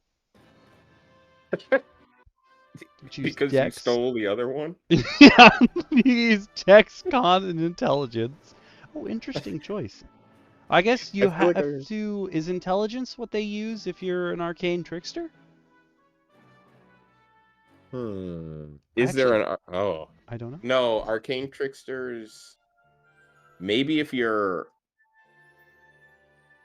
What were they? A thief is what they were called, I believe. Maybe if you're a thief, you do. Hmm.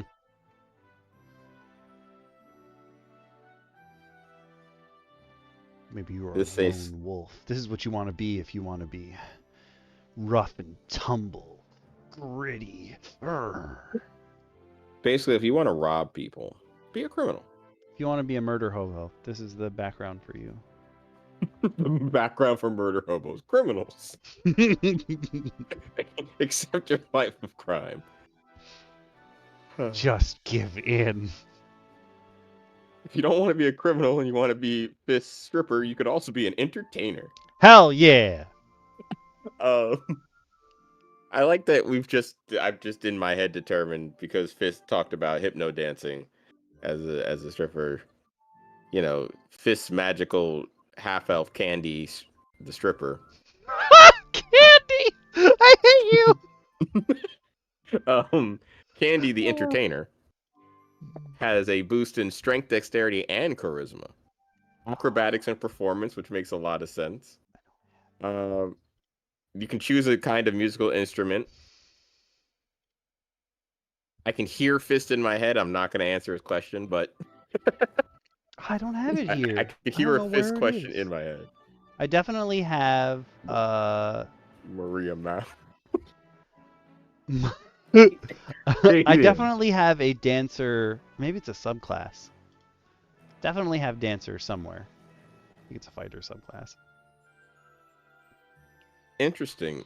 I've never seen something give 2 costumes and perfume. I don't think. Yeah, because There's it's a lot for of stripper. Exactly. Candy absolutely gets the perfume. No matter what Candy picks, A or B, she gets the perfume. She just default. And the 2 Default. costumes are just 2 different sets of heels. Yeah, both clear. Both Oh, clear. of course, But just 100%. different colors clear. The only person who I think would benefit from this is Bacon, because when we play in the campaign, every time he's like, oh, is this a rich person's house that's not going to use their clothes? Can I go through their wardrobe? Everyone's like, what? Why? He's like, you never know when you gotta dress up nice, okay? If the clothes are free, I'm taking them. Wow. He basically just has like a bag of holding full of clothes that he's stolen.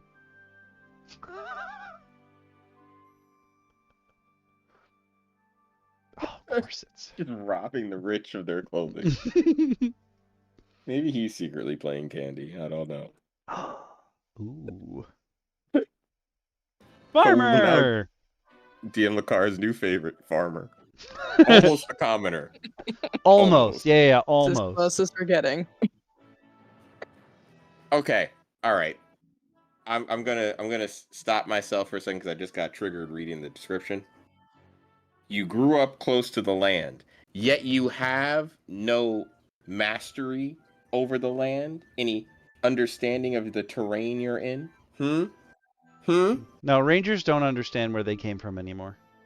It's fine. You wouldn't say that you favor this land, this terrain? Huh? God, I'm sorry. Sorry.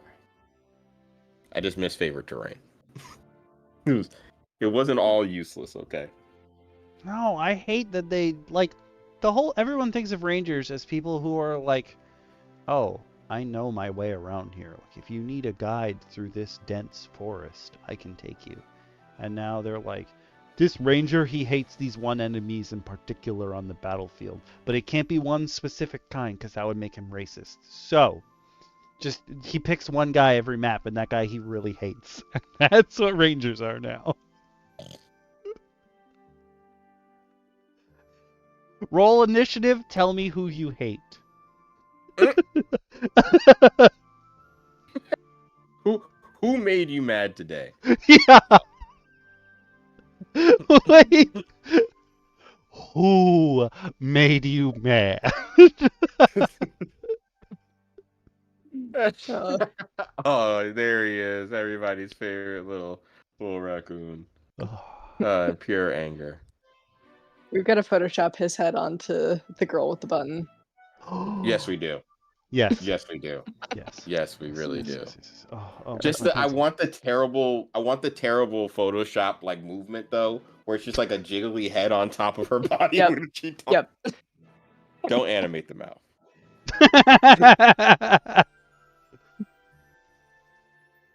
Arvin, I read the Greek myths. I have to say, it reminded me of a meme that I got recently from someone else where it was like, somebody asked me why I'm like this, and I was like, well, when I was a kid, I picked up this book, and it was a copy of Delaire's Greek myths. And I was like, yep. Well, I don't know if we had the I think we had the conversation, you, me, and Oxy, where like I can't. It boggles my mind that like the generation before us has no idea about mythology. Like my mom would, if you said Zeus, she'd be like, "Hoomst." It's crazy to me, and we're all like, "I know all of this knowledge." Well, I know all of my mythological background from my mom. So. Oh, you're so lucky. Yeah. Yeah, literally grew up with like every single culture's mythology. I was very much heavily introduced to fantasy as a kid, sci-fi and fantasy, watching like all the old 70s, 80s, like Jason and the Argonaut style movies, and like That's good. That's as a good. kid, one of my favorite movies as a kid was Ralph Bakshi's Lord of the Rings, the retroscope. Yeah, I own that on VHS somewhere. That's probably one of my favorite movies of all time. So fantasy for me has always been a thing. I got lucky. I think I got lucky on that front. And then mythology was easy to find there. Yeah. I was like, Zeus. Then you're like, oh, this is where this all came from. Yeah. Yeah. Once I read the one. Kill issue parents. Kill issue parents.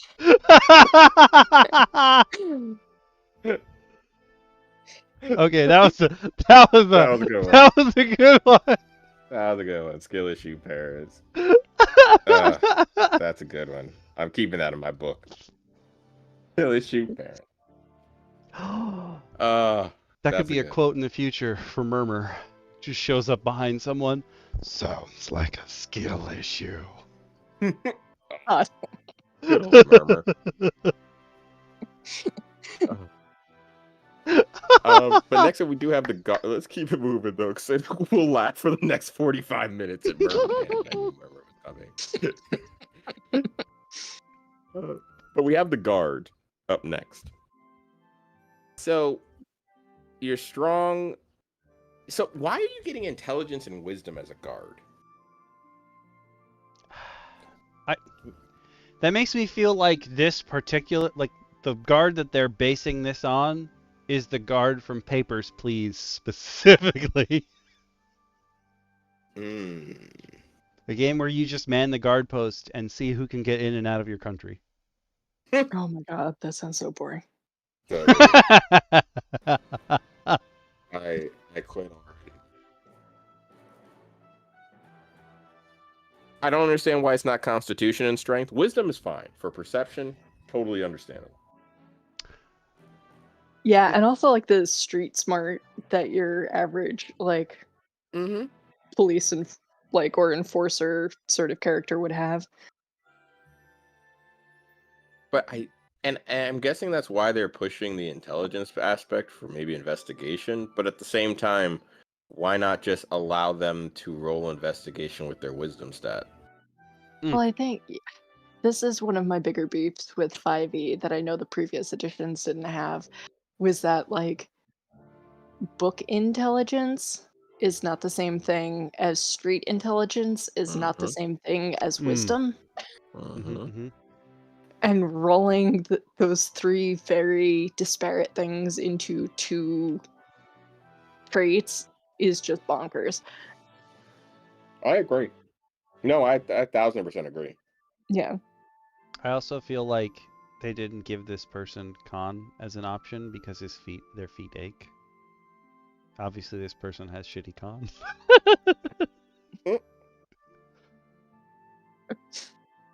I thought you were making a joke, like feet, like F-E-A-T. Oh! Soon. Oh, God. Okay. So, guide, I mean, wait, why are these not in alphabetical order? I know. When I opened them, I was like... Ironically, if you look at the list on D&D Beyond, it's also out of order because That's what I'm looking at. Oh yeah, Acolyte Shop.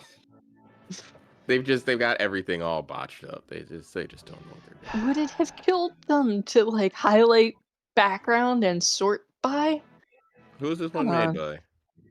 Riley Silverman. Have we seen Riley? It's before? It's not the one who offers their opinion all the time. That's all I know. Yeah. My favorite. Guide. So you get Druid Initiate. Okay. What? Oh, so this is where your Rangers are supposed to be, but we're giving them magic. I mean, Rangers had magic, but now you get Druid magic. So we're saying yeah, Rangers you start with a bow too. Oh, cool. But what does being a guide mean? You can just cast druid magic. Like It makes sense. I'm failing to understand why you, being a hippie and a well-traveled hippie, makes you skillful at druid magic. Not even a hippie. Just it doesn't even say. You just say that you came of age outdoors. So you grew up in the wilderness and in turn just... Oh, here we go. From time to time, you guided friendly nature priests who instructed you in the fundamentals of channeling the magic of the wild. I Why do definitely nature feel priests like need guiding? yeah, they should be one with nature. I definitely feel like I had mentioned before how Shadows of Esterin, like their version of the Ranger, is a character that kind of like goes between lands, like different settlements, and settles disputes, and like they can basically ask the land for help to get their magic. This is D&D's take on that. Well, you can get some... But also with magic. Yeah. And weapons. But you're also a cartographer, so you have the map. Mm. You're Dora the Explorer with magic.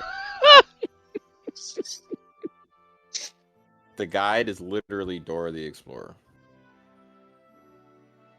Don't hurt me, Shin. I'm sorry. I'm really sorry, but it's true. It's absolutely true. Yeah, I shouldn't Magical blame you Dora. for this. It's just magical Dora. You have a map. If there's a place you gotta go, the guide's the one to know. They got maps, okay? Next up Hermit. we've That's got- what I want to become after reading this. Yeah. I agree. You spend your early years secluded in a hut or monastery located well beyond the outskirts of the nearest settlement. I'm just going to skip the middle, don't care about that. The solitude allowed you to spend many hours pondering the mysteries of creation. So you get to Okay. be a healer. If you're the only person there, how do you know? I don't think I would trust someone who has lived their entire life secluded in a hut to heal me of anything. They're the damaged one, Yeah. in my opinion, okay? You get... And charisma? You've lived your life secluded, you've got charisma? What? They were just so charismatic, they had to get away from it all. Like, I can't... And you know what? Okami, you do know a thing about being so talkative that people have to run away from you. You do know a thing to do about that. Also, I don't know if anybody else has been to a monastery of any ilk, but that does not count as seclusion to me. There's a lot of people around. Yeah. Yeah.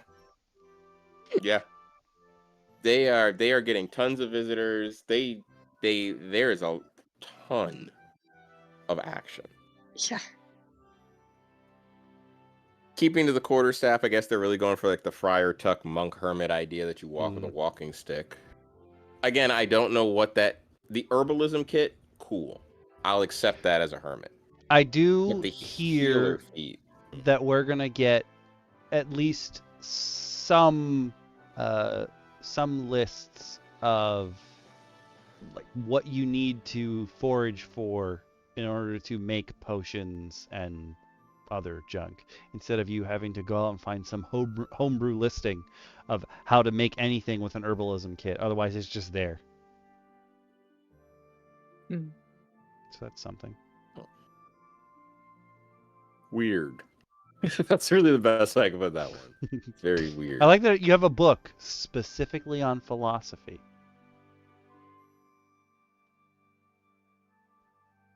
I don't even know how to respond to it. Just to be honest with you, I'm thrown off by this. Just like the person who put the next in the backgrounds list on D&D Beyond was confused about proper order of letters in the alphabet.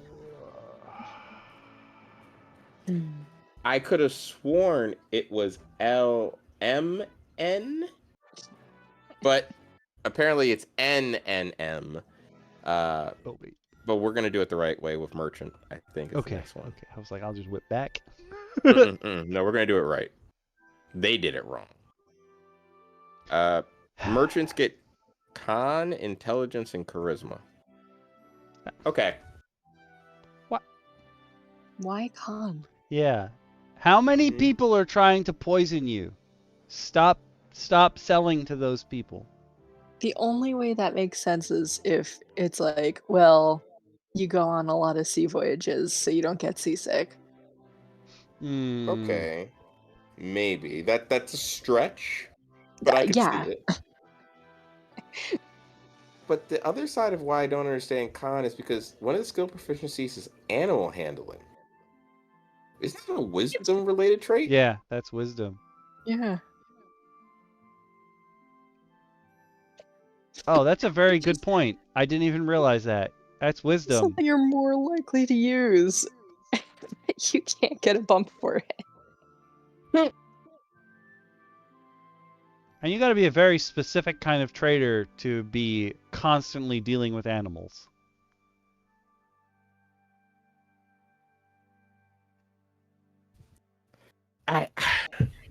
This one's weird. I can't. Yeah, There is something to your being okay on boats because you're supposed to get navigator's tools.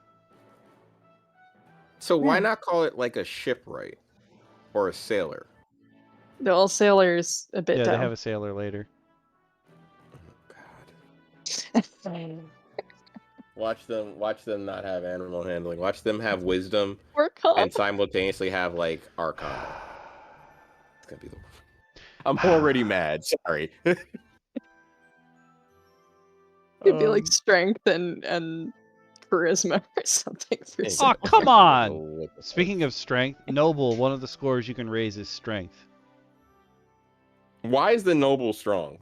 You were raised in a castle surrounded by wealth, power, and privilege. You have never raised a hand in your life to carry anything. No, but they would have been trained in like fencing or something. Oh, knightly endeavors? Then that should be Yeah. dexterity. I do agree. Yes. Yes, it did. Now, I think con should be one for noble. Yeah. And my argument for that is that they have had better nutrition and healthcare their entire growing up. So they are likely to be a healthier, beefier person than your average. Yeah, most times in D&D, I imagine that if you're low class, you're fighting to eat. If you're middle class, you can eat, but that doesn't mean you're necessarily getting like fat. Yeah. I imagine the nobles being like the real ones who are allowed and capable of gorging themselves. Yeah. You could afford to be this way. Like back you could in the afford to day. be lazy. Yeah, back in the day, if you were fat, that meant you were rich. Because that meant you didn't have to do a lot. History and persuasion, okay. A gaming set as your tool proficiency. I honestly would have gone with calligraphy tools here. Yeah. You get perfume, though. You do get perfume, so you and Candy both smelling great. I don't think I've ever had a player bring up perfume. Not a once. Nope. Not at all. Yeah. Never. Multiple times though, we've at my players in my campaign have been like, if I disguise myself as this guy, does my smell change? And we had to look up like, no, your smell doesn't change. So if you run into a dog, it's gonna know you're not that person. Unless it specifically says your scent changes.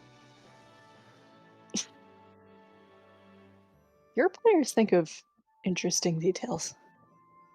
Yep. Yep.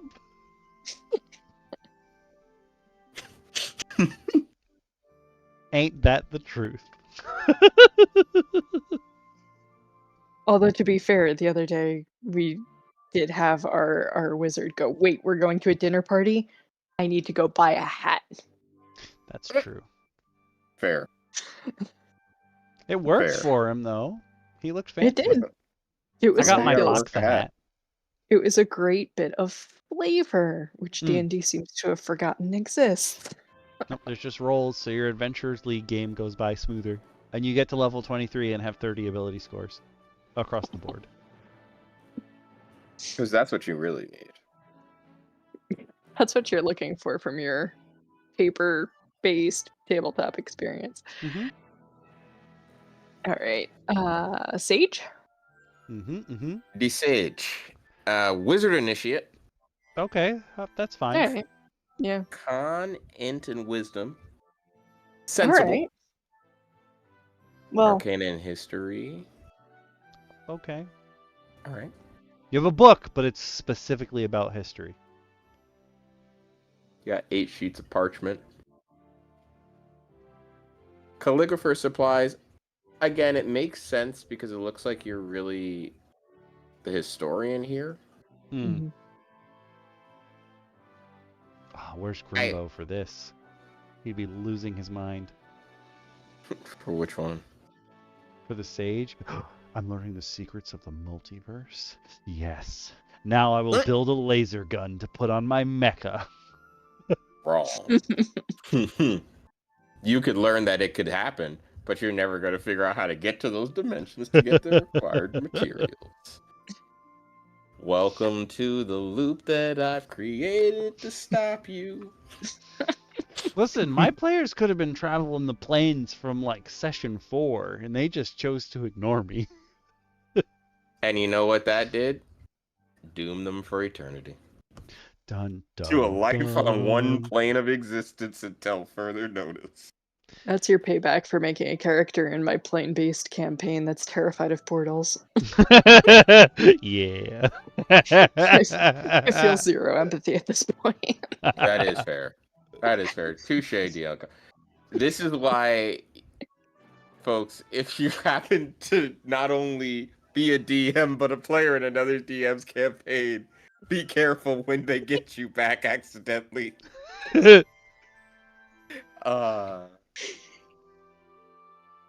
But the Sage, I think, honestly, of all the ones we scrolled through, the Sage is probably the only one that has seemed to make active sense to me. Yeah. Noble wasn't terrible, but Sage is absolutely kind of like on point. Yeah. I think that you're getting things that make sense for that. Entertainer was pretty accurate as well, I think, actually, the more I think about it. But Sage is giving exactly what I think a magic character. If you're going to pick a sorcerer or a wizard, probably a wizard. Yeah. This is what you want. If you want your character to have just chilled in libraries, be the Sage. Like, Velma Dinkley is a sage. Mhm. And a goddess. We bow down to Queen Dinkley. We're not Daphne's out here. I won't start a fighting war. That's how the series becomes famous. People come in, Daphne, Velma. Just wars. Here comes Sailor, though. Daphne would have had perfume. That's all I'm saying. Oh, 100%. You know what? You're right. You're absolutely right. You're absolutely right.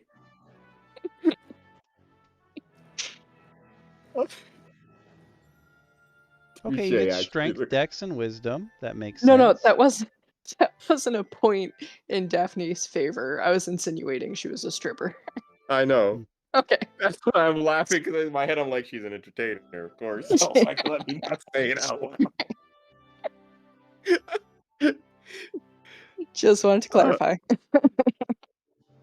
But Daphne would probably be cool friends with the sailor, who has strength, like you said, dexterity and wisdom, and tavern brawler. That's going to be one of your... I guess that makes sense as an origin feat specifically. Yeah. Yeah. You fight. How did you get up to level 1? I beat someone with a chair.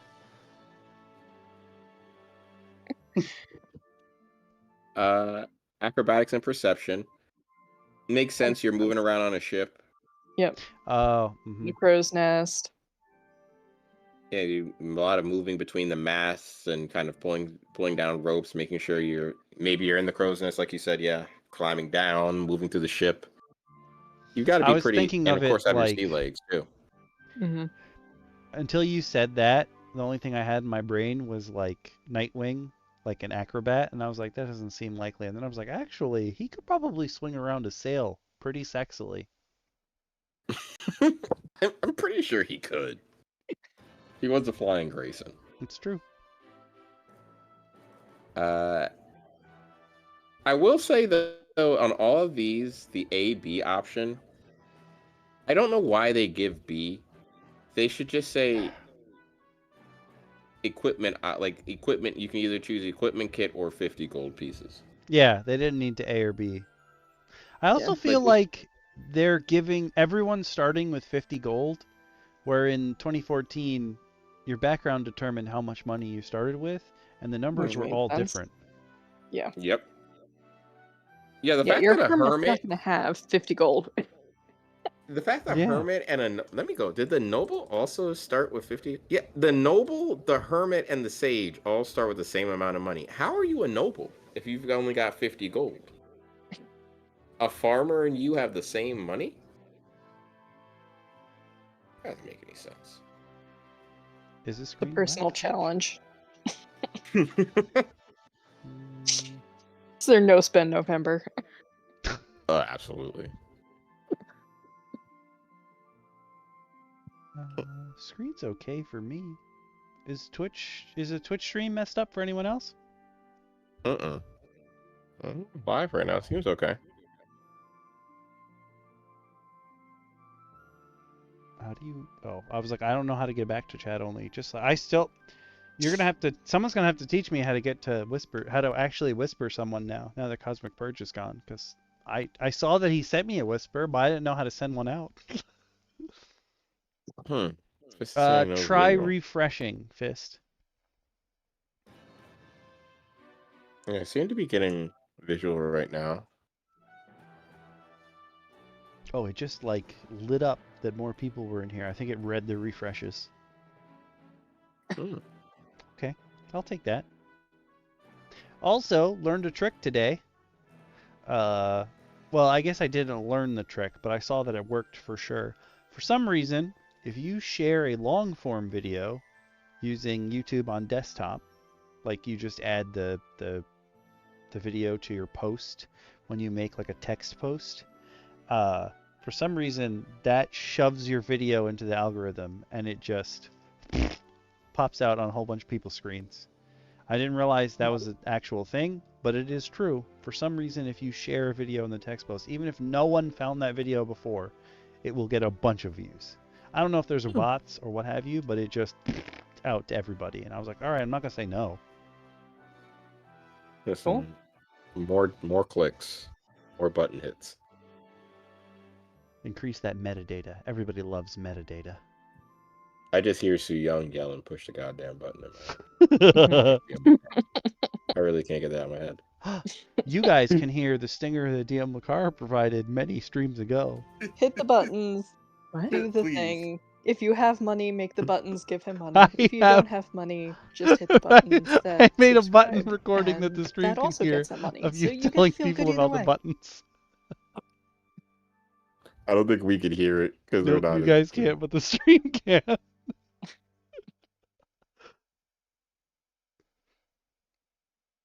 It's my only stinger at the moment. I listened in on the stream because it's delayed on YouTube. It was hilarious because it's playing with the other car and you're just like, huh? Yeah. Wait a minute, what? I also have a couple more. I have Grimbo What's going on? asking fuck's going on, and also Go to bed. go to bed. And then I have my tongue tongue tied noise. I already used the Metal Gear Solid. And at the beginning of the stream, I wanted to check to make sure it worked, but actually double no, because James Earl Jones died today. What? Yeah, James Earl Jones passed away today, so we get another.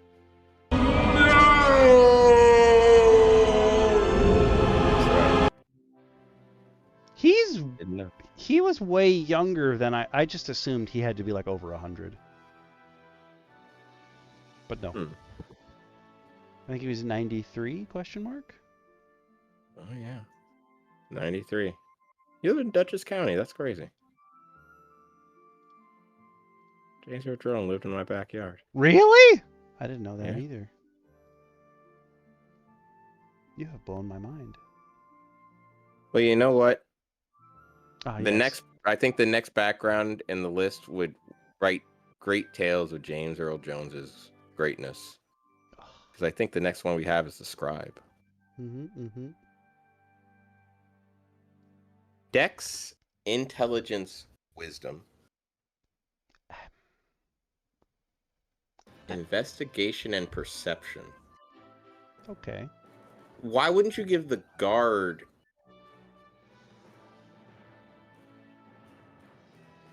Nah, he's not investigating anything. He need insight. That would be a detective, I think, more. Mm.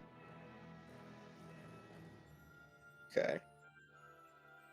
And get calligrapher's supply. They really like handing out calligrapher's supplies. Yeah, I don't... They must really want people to write things.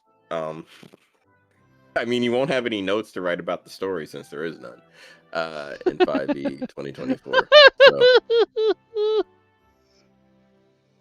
But it does seem to make sense. Seems like they want you to be either like a former stenographer, some kind of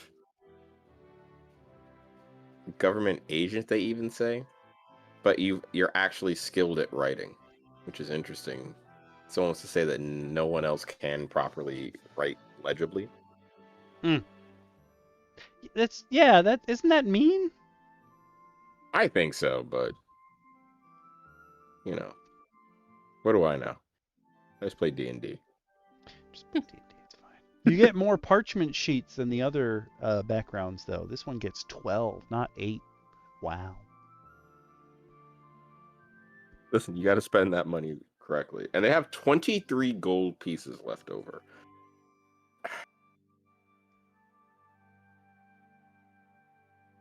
What in... I love that the items and the leftover gold is just the total amount of gold you would have left over after spending. I really do love that they just said, hey, we spent the 50 gold for you. Here's the change. I really do love that. Those seem like expensive pieces of paper, but I guess if you're writing cool stuff down. Also, I'm just looking at the art for the breakdown one of Scribe. There's no scribes here. It's all basically orator's quills. It's the words are writing themselves. So this guy just sits there and gets paid? I mean, people do that at their jobs. There true. are people out there who literally sit there and get paid. Yeah. Everything else does the work around them. They just get their reap the benefit. So it exists. We're all thinking about the same person. Yeah.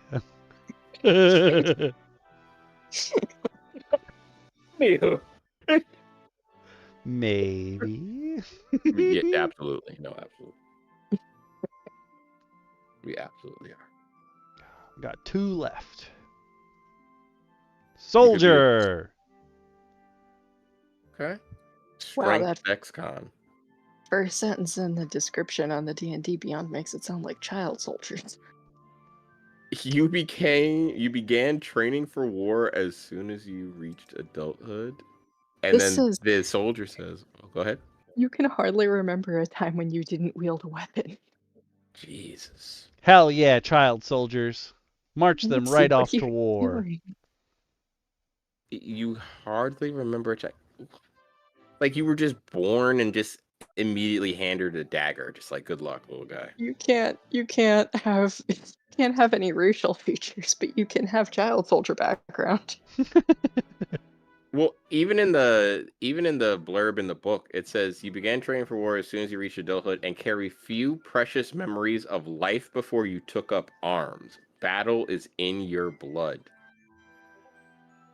You sometimes catch yourself reflexively performing basic fighting exercises. So you have PTSD. Yeah. Yep. And Yeah, a that's not healthy. Interesting though, they give you a gaming set as your proficiency, but then also hand you a healer's kit. Makes sense. Interesting. Oh, that's right, because of the change to healer's kits. Yeah, you don't need the feat anymore to heal That's somebody. right. There goes my old man 2014 knowledge. Sorry, decade-old D&D. I have that feat on my Elefunk. Can I... Hey, Bacon, can I have something better now? Can I be a soldier? And then finally, you can be a wayfarer. Dexterity, wisdom, and charisma. You get the lucky feat like a merchant. You gain thieves' tools proficiency, stealth, and insight. And the blurb, I'm curious. 2 daggers, baby. So, D&D Beyond says that you're a societal cast-off or an urchin. But I like the Wayfarer blurb here where it says, you grew up on the streets. I'm just imagining Joey Wheeler as a Wayfarer with his dear horrible God. Brooklyn accent. You grew up on the streets surrounded by similarly ill-fated cast-offs. So you can't be your edgy lone wolf now. That's lame. Mm-mm. I mean, you could, just not you're just not from the streets. Only the sheets. Mm-hmm. I mean, when I think of Wayfarer, I think of just any typical vagabondy kind of character. It doesn't have to be a street urchin. I mean, Wayfarer should be just like any kind of gypsy, wanderer, anything like that. I legitimately thought of, when I read Wayfarer and I saw this picture, even though it's fantasy because it has lights, I immediately thought of Wanderer, the planeswalker from Kamigawa. Like, that's her whole shtick. She just wanders. Yeah. Yeah. There should be where like your Ronin fall and everybody else who's just chosen a life on the road. This is your far traveler. This is your the person who's gone from place to place. They're very knowledgeable of things. Mm-hmm. They've decided it's almost as if they said, "Ooh, terms like urchin seem mean to call your background." Yet they still use it in the description. Yeah. Yep. I would rather you call it an urchin or a vagabond, anything. Just something that really hints to the fact that you grew up. You could even call it a thug. All right. You weren't necessarily, you worked for some shady organization. You weren't necessarily anyone of high guard. Maybe you just were a runner of some sort for, the Zentarum or something like that. You ran gold deposits between bars for them. And yeah, Goon, another great example. Yeah. Lackey. You didn't really have a position. Now you finally gained a position of notoriety, and you finally are finished training under your roguish master in this case. Because, again, I'm imagining this in Criminal are the two go-to rogue backgrounds. Yeah. You finally finished training, and now you're ready to go out and start making your own marks. If this was their attempt to not insult people, I think you insulted people's intelligence. I think you traded insults there, Watsy. So, I'm not... Oh. I was going to say, we've looked at the new backgrounds. There's a blurb on D&D Beyond that's like, yo, if you don't see your backgrounds, remember, you can just use the old backgrounds. Because remember, we all have D&D at home. If you're using an older background, they don't want you to take your ability score improvements from your species or your race anymore. If you use an older background, you can now put in those 3 ASI that you normally get when you start the game in anything. So, whatever your race used to have, Take that away, and now you can really build your new best character by using an old background. Don't use this new stuff. Go back and build your perfect character. Thank you, Watts. I'm so glad you realize how useful your work has been in 2024. So useful that you promote us to go backwards and do whatever the hell we want with the old stuff first. Oh my God. Thank Scrap you. it. Well, what were you gonna say before I rudely cut you off? Sorry. Oh no, I was gonna say I am curious to see after we have the tiny little blurbs. It's not many of the origin feats because there's really not a lot of them. I'm gonna say, do we want a quick run through the origin feats before we Yeah. wrap up? I will switch over to the next track. Which I have to should- drop off, guys. I got an early morning. This was It's fun. okay. This was good. Absolutely. Thank you for Absolutely. coming, as always. Always. I have fun with you guys. And everybody in the chat. Yeah, we had a lot of chatting busy today. It day. was great. Yeah, we Yeah. actually had some interaction. Super excited. Which just means the future streams will have even more interaction. Yeah. Which means if you're still here and you weren't earlier, we're here every Monday, 8 p.m. There's at least always 2 of us, if not 3 of us. Yeah. Probably more. Hopefully more in the future. Come and hang out. I did hear from Marvin that Dungeon Mommy might show up soonish. She can come in for the end, as she usually does. Is she our ringer? Perfect. She might be. She and I might are be. actually the same person. I just like duck out for a few minutes and Knew come it. back. I knew it. I No, had a feeling. we are very, very different. I am sad we're never on at the same time, but Alright. I'll see you guys. Tell Dungeon Mommy I said hi. Will do. Bye. Bye.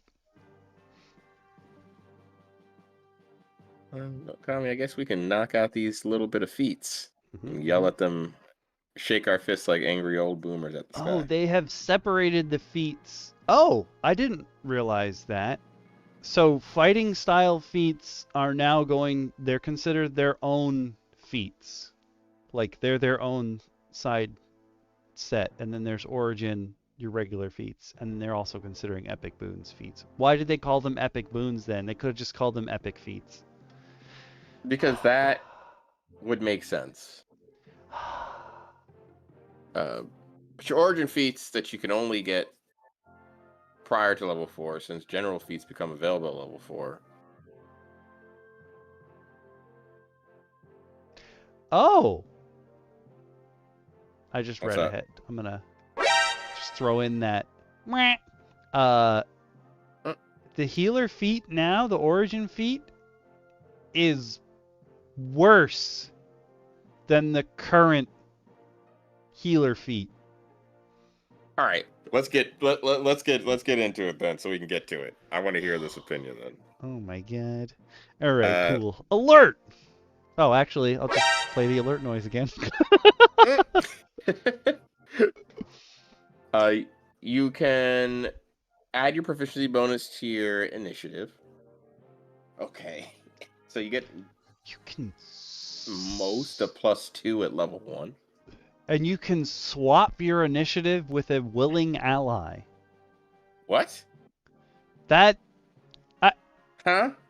that changes a lot. Yeah. Very strange choice for them. Also, we've never seen something that directly interacts with initiative in either monster or, like, not of this nature, where it just swaps your numbers. That's weird. That's super weird. This is a almost like a what is the word that I'm looking for? This is a strange compromise between everyone rolling initiative separately and then asking your players if they want to do we all go Initiative. Yeah. versus all the enemies going. And so they were like, how do we get in the middle there? This is how we get in the middle. We just have allies swap initiative. I use group initiative. The only time I ask someone to roll initiative is if they want to do something before somebody else. And then I'll have them roll initiative against the creature that they're trying to... So, like, if you're like, oh, I want to hit that thing before it hits my friend because we're both running at it at the same time, I'll be like, okay, roll initiative. We'll see who gets where first. And that'll be kind of like turn order in terms of... But, okay. Crafter. You gain proficiency with 3 different sets of artisan tools. 20% discount. Okay, once again, now we're affecting the cost of things? That is a crazy... That's a video game buff. Yeah. Okay, so you read that. Read the next sentence if you want to hear video game buff. Can craft an item from the fast crafting table which lasts until you finish. I did. I read it. Yeah, okay. This is our Dead Space moment. But wait. You're a crafter and you can craft any item you want from this non-magical, but you know what I mean. Magical fast crafting table, but it falls apart? You're good enough to craft this thing in an hour. Or no, after you finish another, so you can take 8 hours to craft this thing, but it only lasts a day.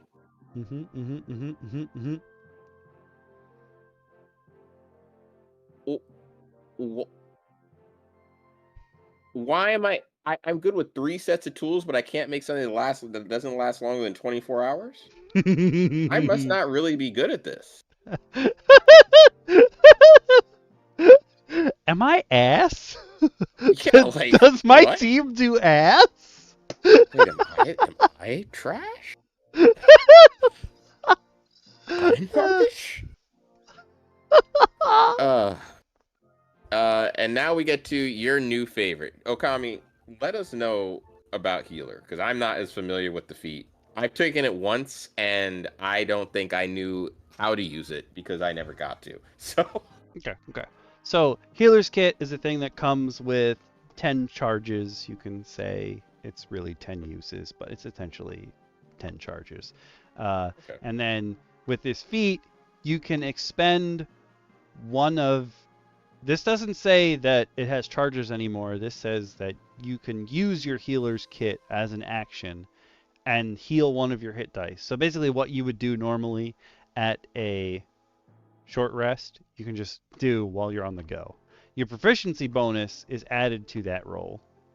And when you roll to determine hit points, you can re-roll the die if it rolls a 1, but you have to use the new roll. So this is the new healer feat. I'm going to read to you what the original healer feat was. And this is when you use a charge of a healer's kit on someone, they get 1d6 plus 4 health, plus 1 health because you've used a charge, plus HP equal to the creature's maximum number of hit dice. You'd get, if you're like level 20, you'd get 1d6 plus 5 plus 20. The only caveat is with the old healer's feat, you can't do that more than once per rest.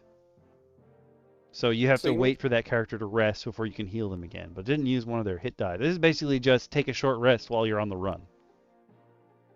So you mean to tell me we've traded progressional healing growth and useful healing, because early on that 1d6, that's a free cure wounds. That's 10 casts of cure wounds, which is huge. That's absolutely huge and helpful. I don't... Oh, is the plus 4 my wisdom? No. I don't know where that plus 4 comes from. But it is 1d6 plus 4. Yeah. Why did they make it worse? Okay, I lied before when I said, hey, Bacon, Can I get a better feat? No. I'm keeping the feat that I have. Thank you. In retrospect, I was wrong. Keep it just the way it was. Just right exactly where things are. Let's not mess with a good thing. If one of my players wanted to use the 2024 feat healer, I would just like sidle up behind them and go, "We have healer feat at home." We always have D&D at home. Okay, I read ahead. About Lucky. Can't have key points, but you can have luck points. Why?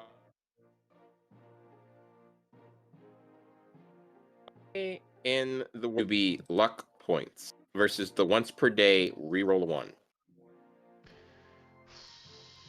Why? Wait. Can you tell me?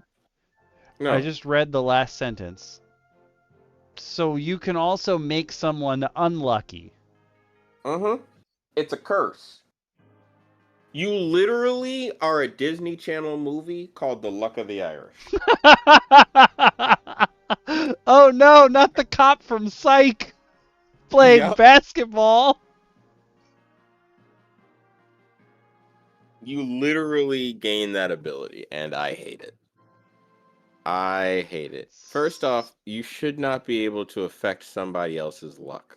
Yeah. What about your origin gives you supernatural powers to impose disadvantage on? Like, what are you doing that makes you Mr. Magoo and just avoiding attacks?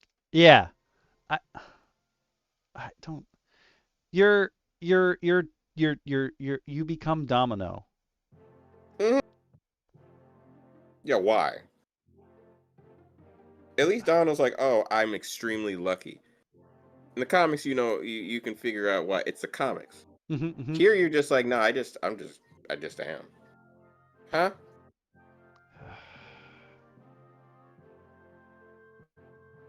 Right. Next up, we got the Magic Initiate. You gain 2 cantrips and 1 level 1 spell from the Cleric, Druid, or Wizard spell list, and can replace them with another spell at the same level from that same list when you gain a level. Okay. Oh, at least you can choose Wisdom, Intelligence, or Charisma for those spells. So if you took one from a class that you're not, and you already had spells. Once per long rest, you can cast them without expending a slot, and can cast them again using your own natural spell slots. This feat can be taken more than once, but you must choose a different spell list each time. Wait, so you mean to tell me that a sorcerer can dip into Warlock and continuously pick the Magic Initiate feat and just cast all the spells with Charisma bonus modifiers as cantrips? All of them. We need Gary Oldman. All of them! We really do. Oh no, what is it? Everyone! That's what he actually says. Yeah. Just, I need very angry Gary Oldman and Leon the Professional right now. But I realize you can't do Warlock. No. It's no Warlock nor Sorcerer. Boo. Boo. I want Eldritch Blast for no reason. Well, but here's the thing. You can get Eldritch Blast for no reason. Just dip 1 level of Warlock. That's true. That's true. Dip 1 level of Warlock, make all of your other Magic Initiative Charisma modifiers, and guess what you get? Modifiable cantrips with Charisma modifiers that you just zapping all over the place. Come on, Charisma modifier told the dead. I just threw up in my own mouth. I read the next one and I just went, what? What's going on? You gain proficiency with 3 musical instruments. At the end of a short or long rest, you play the instrument and grant heroic inspiration to a number of allies equal to your... So wait, all of your friends can hear you, but only a number of friends based on your PB could actually be inspired by your music. Yep. Your other friends are like, turn that shit off. It's like you start playing Wonderwall, all your friends like, God, I hate when he does this. But two of your friends are like, yo, he's getting really good, man. This really inspired me today. Huh? Huh? It's like a few more of your friends wish to buy your mixtape today. I hate it. Savage Attacker. Okay, so as an origin feat, you can just re-roll damage. Yep. Once Like per for no- turn, not even like once per long rest. Every turn, you're re-rolling damage that you didn't like. That sounds overpowered as fuck. Yeah! God, There Dungeon you Mommy. is. There you is.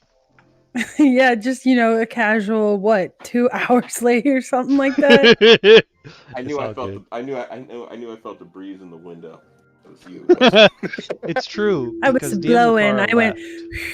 left, and we know you're the same person. We do. We Yeah.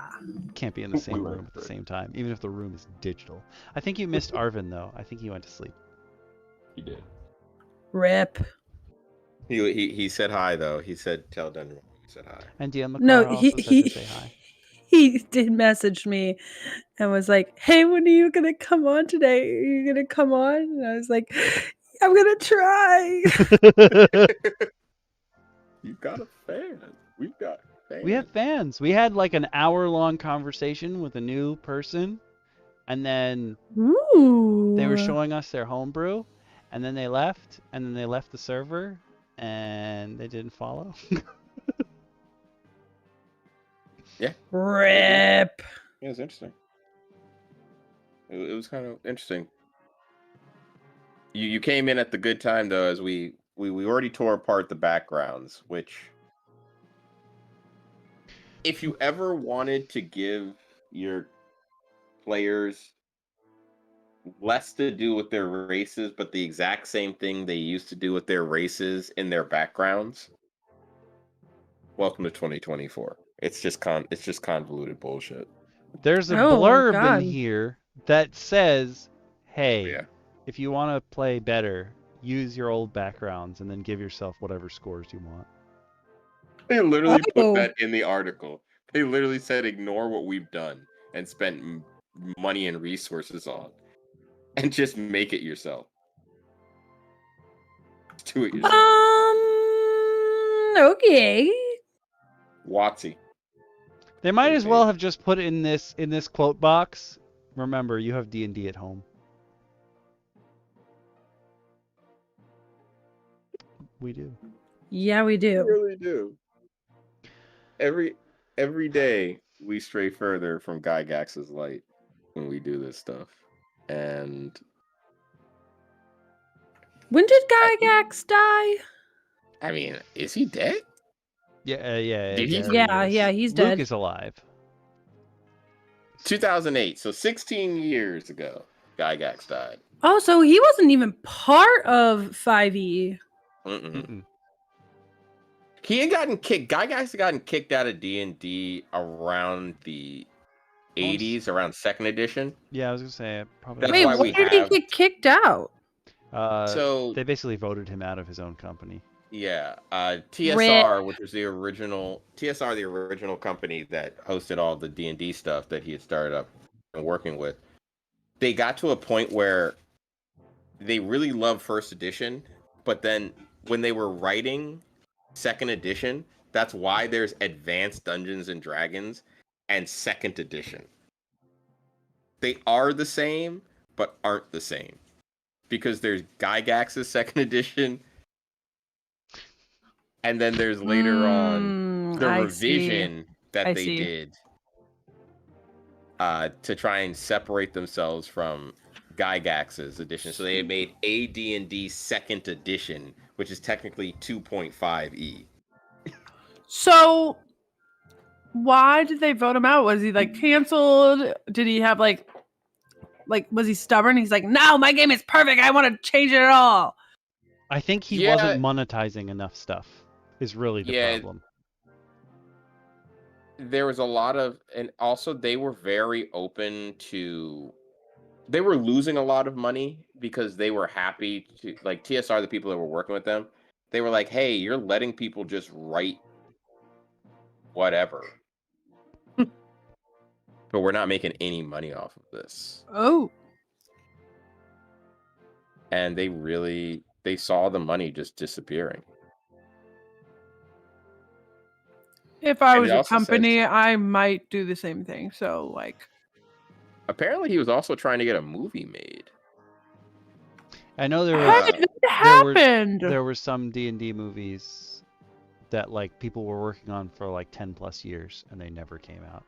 Yeah, Disappointing. this was going to have Orson Welles Oh shit. to star in a movie. What?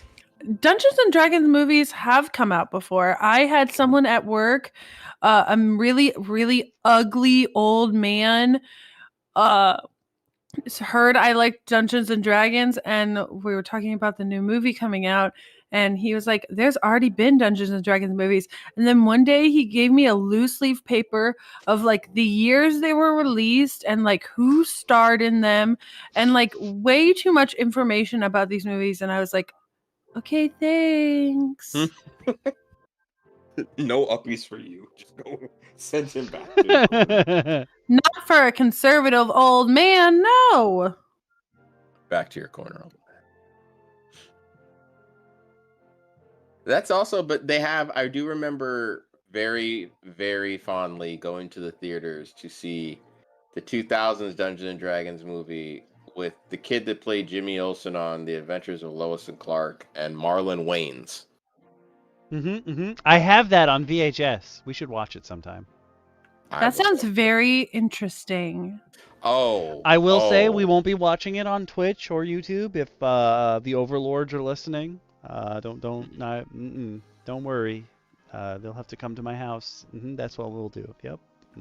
I'm gonna come to your house.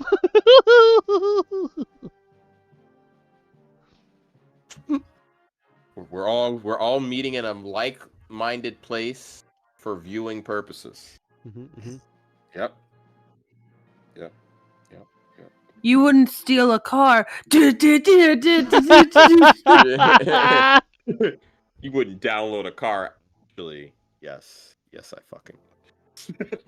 I absolutely would download a car. Sorry.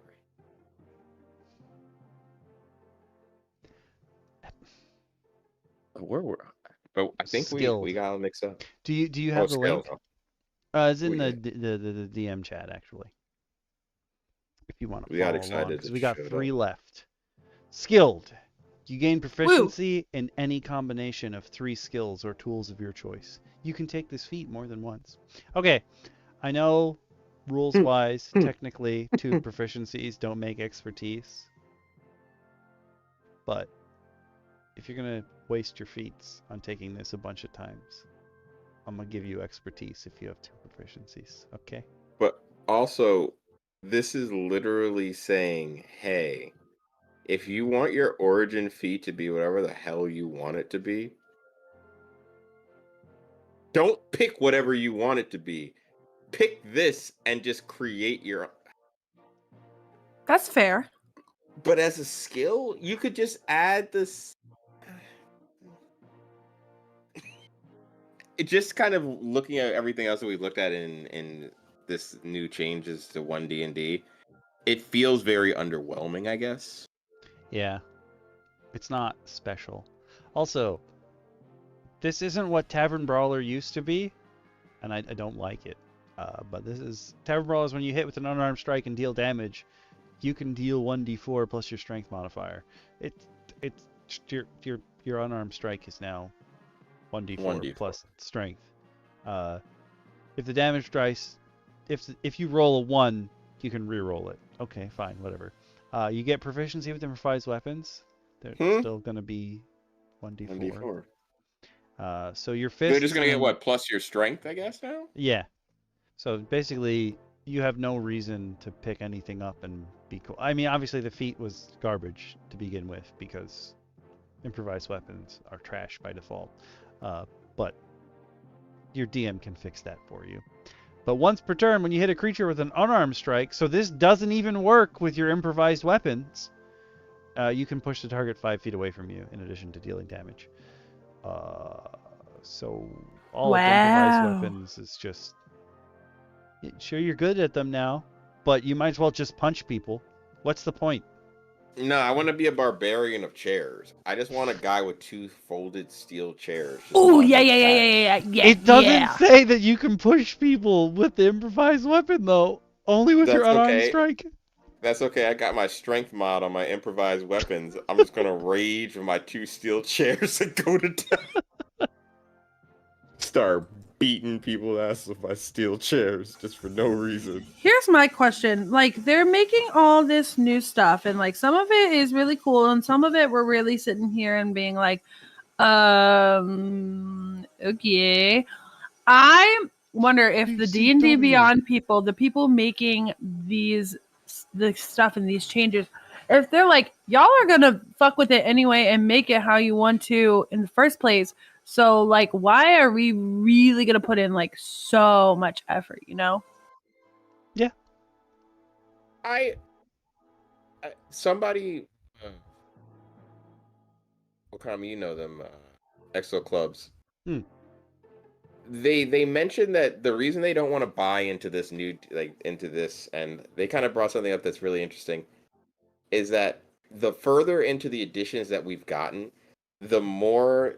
like DLC updates changes to D&D have become. So like this is really and truly not mechanics changes.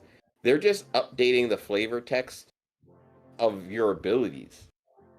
Yeah, they're really just like taking all the homebrew and like picking out what they like the best that they found and saying, okay, here's the update.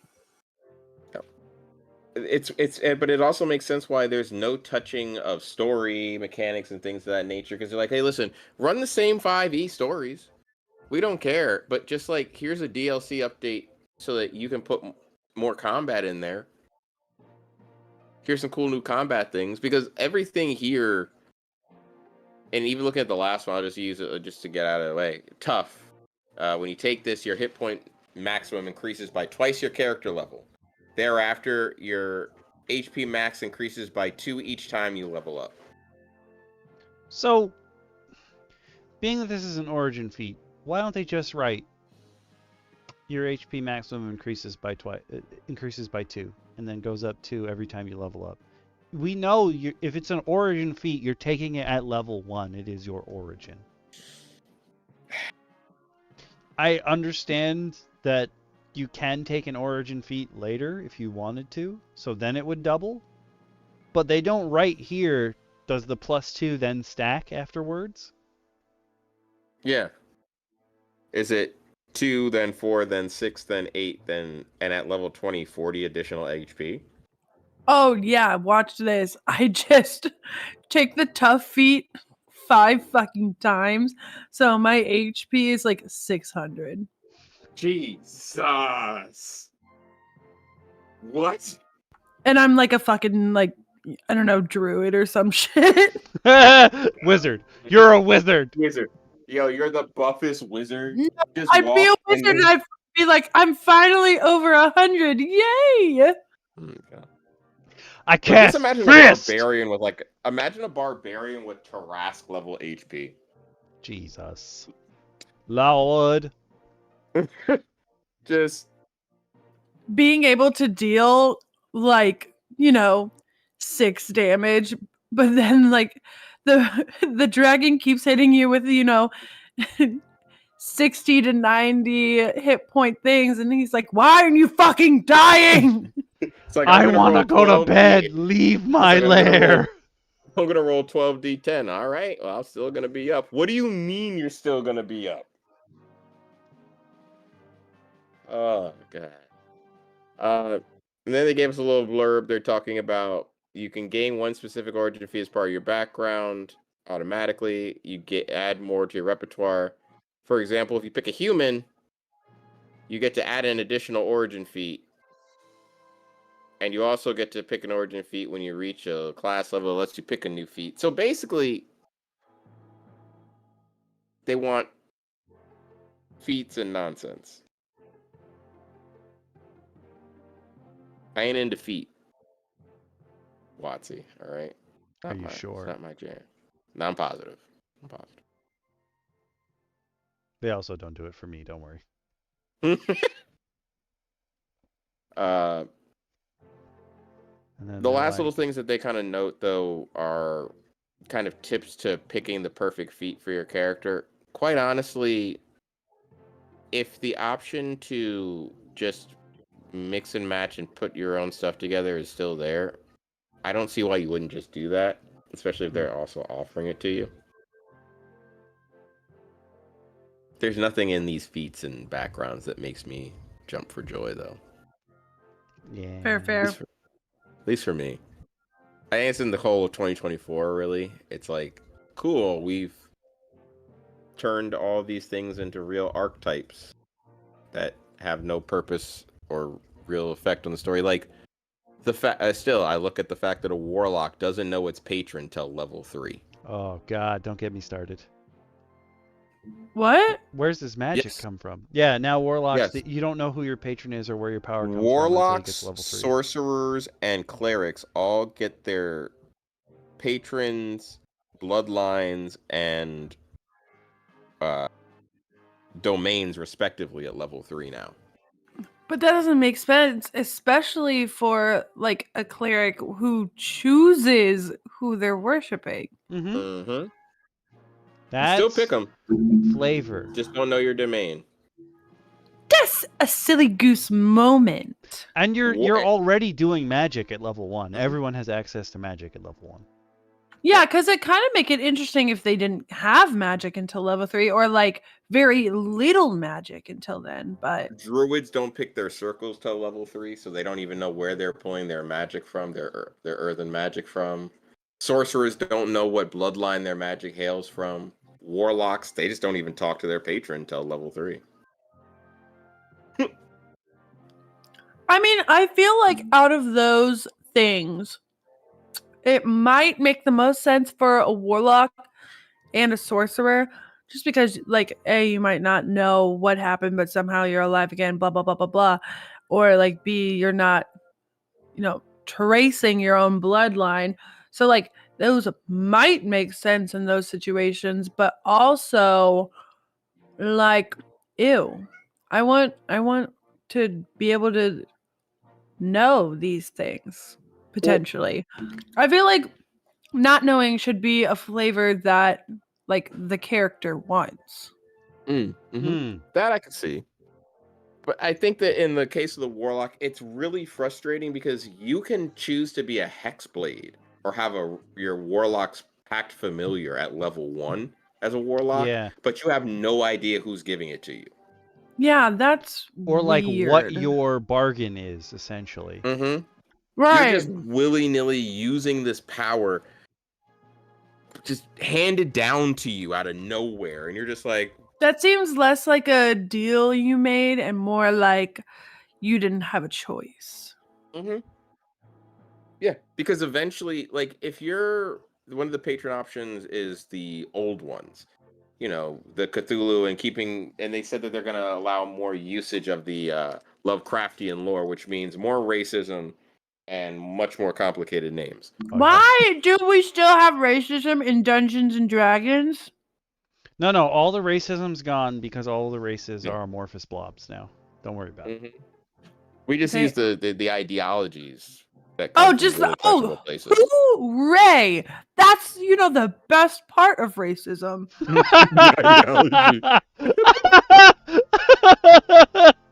You The know fucking what? ideologies. You know what? I'm gonna have to clip that. This is why we love you, Dungeon Mommy, because you hit us with the real facts there. It's very true. Because I really only go to my racism for the cookies and the recipes. That's what I'm saying. The ideology of racism, not like, them actually being a different skin color than me or, background or any other thing like that. None of that shit. Just the ideology. Yes, yeah.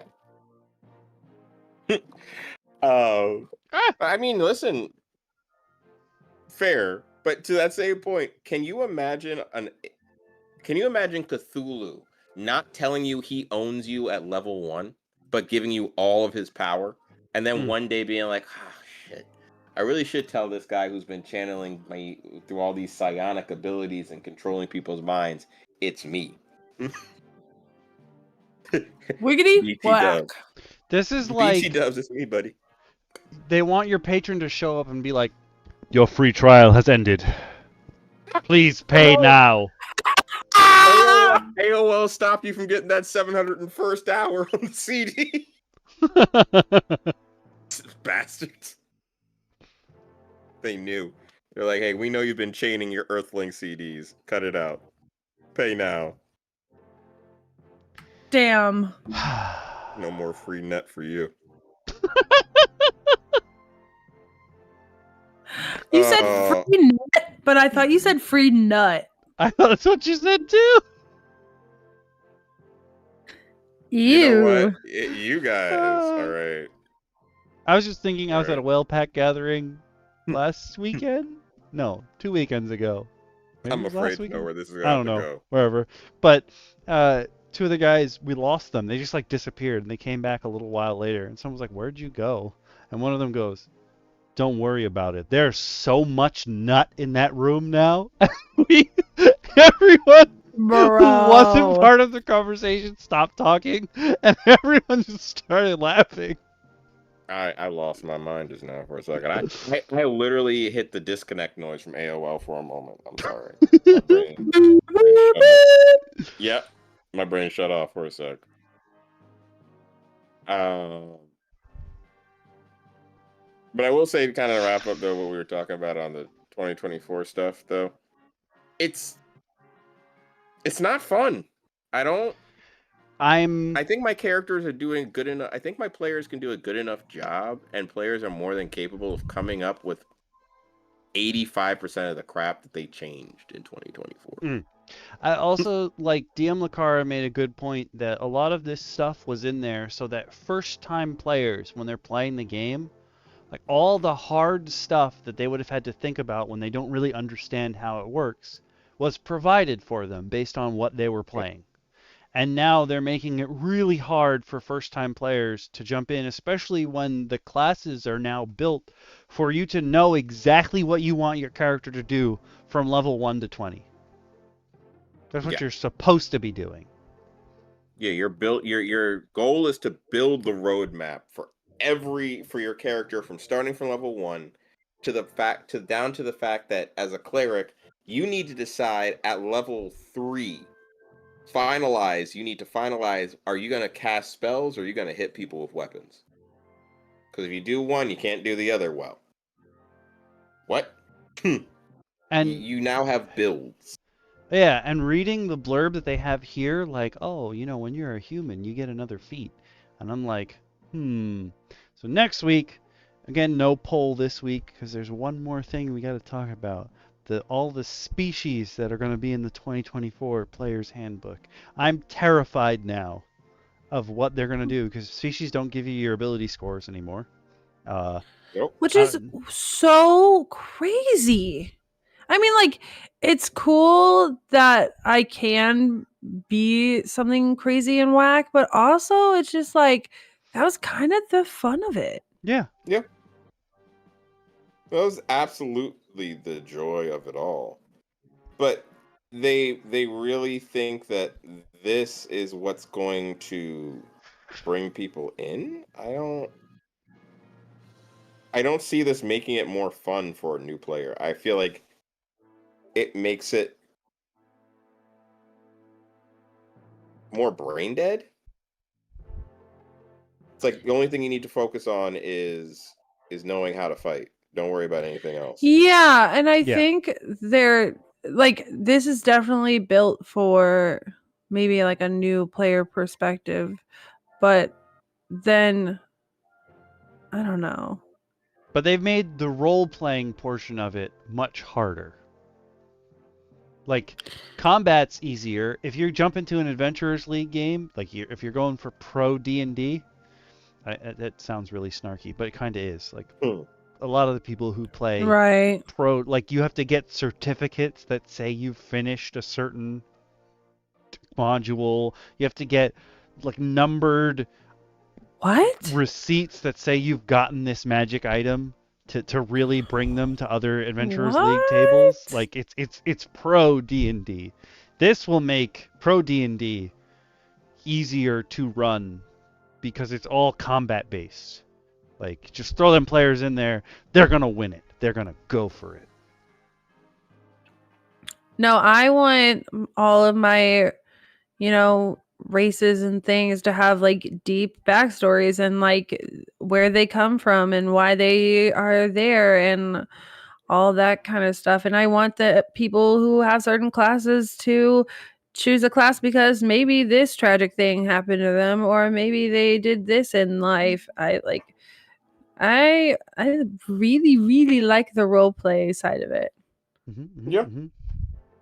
It's what brings a lot of us into the fold too. And all of the popular D&D things out there on the internet, like that you watch, are 95% role play and 5% combat. So, like, where are they getting this information from that, like, we just wanted an overhaul of, like, combat? That is a very good point. Like, D&D is super popular now, and all these people are just out there talking to people for hour-plus long sessions. There's not as much dice rolling as you would expect.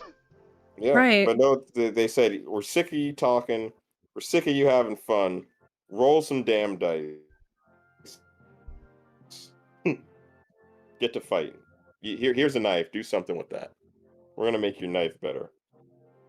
I can't wait to sift through all of this and pick out the, like, maybe 8 things I like and then say, we're sticking to 5e, bitches. Yeah, like, I would love to see numbers. Well, D&D Beyond will probably release a thing. We'll probably have to wait until the end of next year for them to release one that really has all the information. But, like, of how many people are using OG 5e stuff versus the new stuff. I bet you the new stuff numbers are going to be incredibly small. And I wish whatever the numbers were, I wish they would have, like, what month did people use it the most or, like, reference it the most? Because I have a feeling it's going to have a huge spike, like, when it first comes out because everyone's going to want to get their hands on it and, like, really sift through all of that and then realize that they really don't want to use all of it and then put it down. Yeah. I have seen, we talked about this a little at the very beginning of this particular stream, but apparently there's a huge, well, not a huge amount. The way that the classes are built now, you can single dip into a bunch of classes and get a ton of rewards for it. But the way D&D Beyond is built right now, you can actually take 2 of the same class, the 2014 version and the 2024 version of a class. So people are double dipping into the same class. Oh. That's really interesting. At the same time, that seems very game breaking. Seems like, okay, I don't know the stats of them, but I think it's crazy that you could be like, say, you could be a cleric light domain and also cleric war domain, like, at the same time because you picked 2 of them. Like, God! You Wait, can make what? stupid, crazy combinations because you're that same class twice. Now you can be hybrid sorcerers with 2 different bloodlines in one body. Oh. What? That's the kind of weird stuff I'm into. I don't care about what feat I'm getting at the beginning. He says, "I want to cross bloodlines." He's really trying to cross bloodlines. I hate it here. That's how Ridiculous little and I care about the ideology of racism. pretty bold. Bold move, Cotton. You're a real inspiration. It's a very bold move, Cotton. I just want to see, I think, more emphasis in character development from a story aspect from them. I know it can come from us as the DMs, and I wholeheartedly expect it to at this point, but it would have been nice to really get a chance to see them give more for it. Like I think there's a lot left on the table that is going to get missed out on, and hopefully other players and other DMs will really sit down and see these gaps. I think we've seen some of them as well in just our time sitting with 5e's new editions. I think we've seen a lot of stuff we want to get rid of or change. No, I don't think you want unless you want the new healer feat, Okami. I'm happy to give it a new healer feat. Okay, so the new healer feat sucks compared to the old healer feat. But at the beginning, I was like, yo, there's a new healer feat. I have healer feat on my Elefunk and DM Bacon's campaign. I'm going to be like, yo, can I get that new good stuff? But then we read it, and I was like, nah, I'm going to stick with what I got. Thank you. Slay. Okami is just so upset. Basically, the new healer feat is, hey, you can take a short rest while you're running. What? Heal one of your own hit dice. There's no bonus. It's just heal one of your own hit dice while you're going. It's like, we know you want your hit dice, so we decided to give you your hit dice. I guess in one way, it beats the old caveat, the old healer's feat. You could heal someone using a charge from your healer's kit, but then you couldn't do it to them again until they took a rest. Then you could heal that same person again. And they were like, you know what? We'll just let people use their hit dice. I'm like, no, because that's the stuff they have inside of them. When that goes away, there's nothing left, bro. Find something, bro. I want you to live! Too I damn also, better.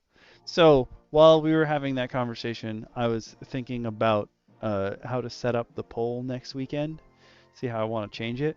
And I had a great idea for... I know we're having trouble getting together to actually play a game like with the Empowered and what have you, but I was thinking that eventually one of the things I want to add to the poll is we just go through somebody's homebrew adventure. And I was thinking after those, it would be easy, fun, cool, sort of, to just look at someone's homebrew adventure. And after we have a stream of it, maybe the Patreon content is we cycle through which of us is the DM for the game, and we just run through that adventure. Ooh. I am down. Again, schedules and stuff, bane of our existence and what have you. But we could even like throw in some of the creatures we've talked about recently, if we wanted to. I feel like all of us are going to have a Grey Witness and a Pudding at some point in our world. Oh, No matter what, they'll be there somewhere. They will. No, it's without fail that they're gonna be there. And of course, Murmur and the Angriest Raccoon have to be there as well. I want if I can be like a warlock, I want Murmur to be my patron. Oh, I love that. I want Murmur to be my patron. Because that would be the full circle for me. Oh my god. I love this. Hell yeah. For it. You know me, I'm all for the silliness.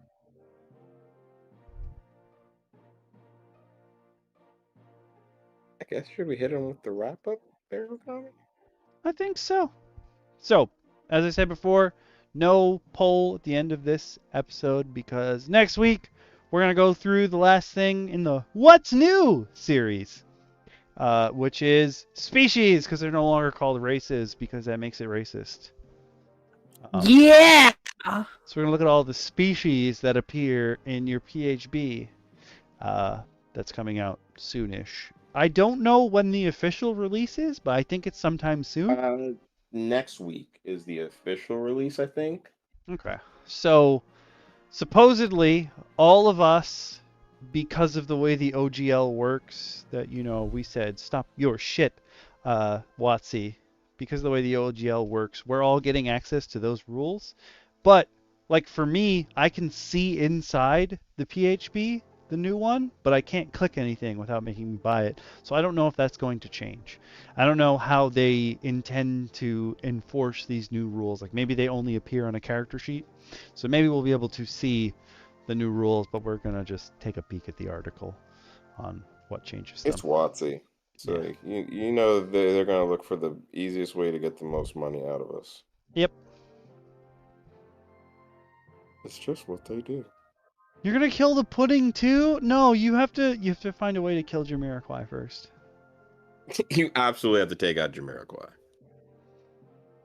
I feel like if you guest starred or Oxy guest starred, actually Oxy technically has a character that we started building in the campaign, and then she got mad at me because other people were asking me to do things, so we stopped working on the character that she was working on.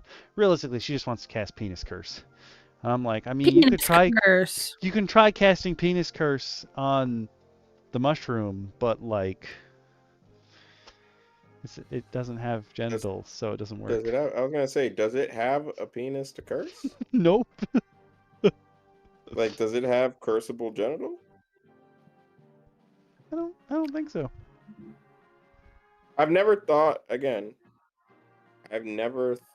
to cast it on anything. You've never woken up in the middle of the night in a cold sweat and been like, I need it. I have to release this penis curse that's inside of me. How ignorant of you. As a person with one, I don't ever contemplate that. No. Okay. No, I because I wouldn't want someone to, in return retaliation, cast it on me. And I'm petty. So I am already aware that my enemies getting a hold of it and knowing that I did it, it's not going to end well for me. All right, that's understandable. Yeah, I have no fear of it getting returned to me, so I will do it. I don't know. We might hit you with the equivalent. Oh my god, the equivalent is penis curse, but it just gives me a penis. But you are now impressive one, like the literally, yeah, you get a chode and everything else is gone. You just wind up with a chode. I don't even have balls. Nope. Damn it! All shaft, no balls. That'd be kind of fun. I think I'd turn myself into a circus act. Yeah, I mean, it might look like a showdown there for sure. It's just gonna be one little chode. And that'll be my act. It'll be called One Little Chode. One night only, one little chode. Tungsten balls? No. You can't get no tungsten. I was thinking tungsten balls, and then obviously the one that always comes up is testicular torsion. No, you give them tungsten balls and you cast heat metal. Ooh.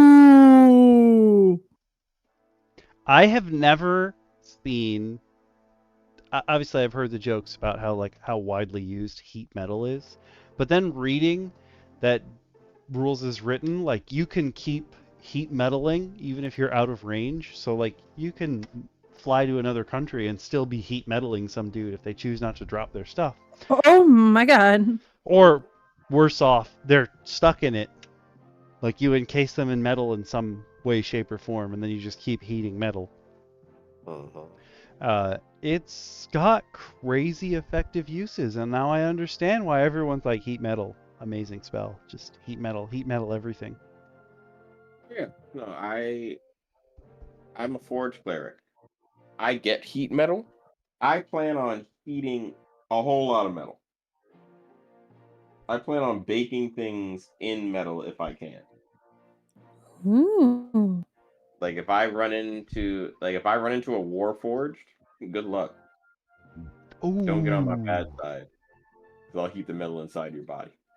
I have never had the pleasure of playing a Warforged, but I have a bunch of stuff on the repository that are like feats specifically for Warforged. And I'm like, I would love to do that stuff. Like there's one basically you have your wait, I gotta find it. Your backup drive. Like you basically have a little flash drive that pops out of you. So when you're about to die, you pop it out and someone can put it in a new body. And I'm like, the uses of that are insane. Mm-hmm. But at the same time, the deviousness I could cook up with that is endless. Because what if the person who gets a hold of your USB really didn't like you? What if? Okay, hear me out. Using the crafter origin feat, Oh god, the you 24 have hours. the USB drive. Every day, someone builds you a shittier and shittier body, and they just keep taking naps, so you fall apart.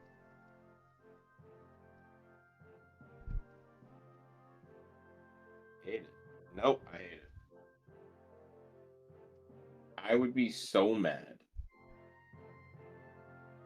So I'd be like, just take me to someone who can build me a better body. Like, I'm tired of you building my body. Take me to someone who can build me a body worth keeping. Oh man. Our Lord and Savior Jesus Christ. Listen, if he's building bodies right now, go for it. I'll take it. I'll Body take yada one. yada, you know. Body yada yada yada. Don't start. Don't turn it around. Come on now. You can't just activate that song. Hee hee. Dungeon Mommy. What? You know what you've done. You know exactly what you've done. And you're not apologetic for it at all. That's good. Keep it that way. So yeah, next week we're going to take a look at the species in the 2024 PHB, and I'm hoping there's a blurb on that sheet that also says, hey, if you want to use some old stuff, here's how you use it, and it will technically be better than what we have here. Just like this page did. I appreciate them doing that. Yeah, we know we have D&D at home. After that, though, we're going to put the polls back after next week's episode. So you guys can enter them, but for right now, we're going to do species, races next week. And you know me, I'm here. You can follow me on either Twitch or YouTube or pretty much anywhere else. There's links everywhere. But every Monday at 8, that's Eastern time because that's where I live. We do a stream where we talk about Homebrew with the DM Roundtable. There are many of us. Some are actually in this chat now, and some are not in this chat at the moment. But with me right now, as part of the Roundtable, there's Shin. And there's Dungeon Mommy. Where can people find you if they want to find you during the week? If you want to find me during the week, don't. No. Okay, DM Lacara. Right? That was a very DM Lacara answer, right? No, you can usually find me lurking if you are part of the Wakami's Discord. You can usually find me lurking in there. Just drop me an @ and you will find me there. But you will also occasionally find me streaming on my own stream, occasionally streaming fighting games. I will be streaming this week as the Marvel vs. Capcom collection comes out on Thursday.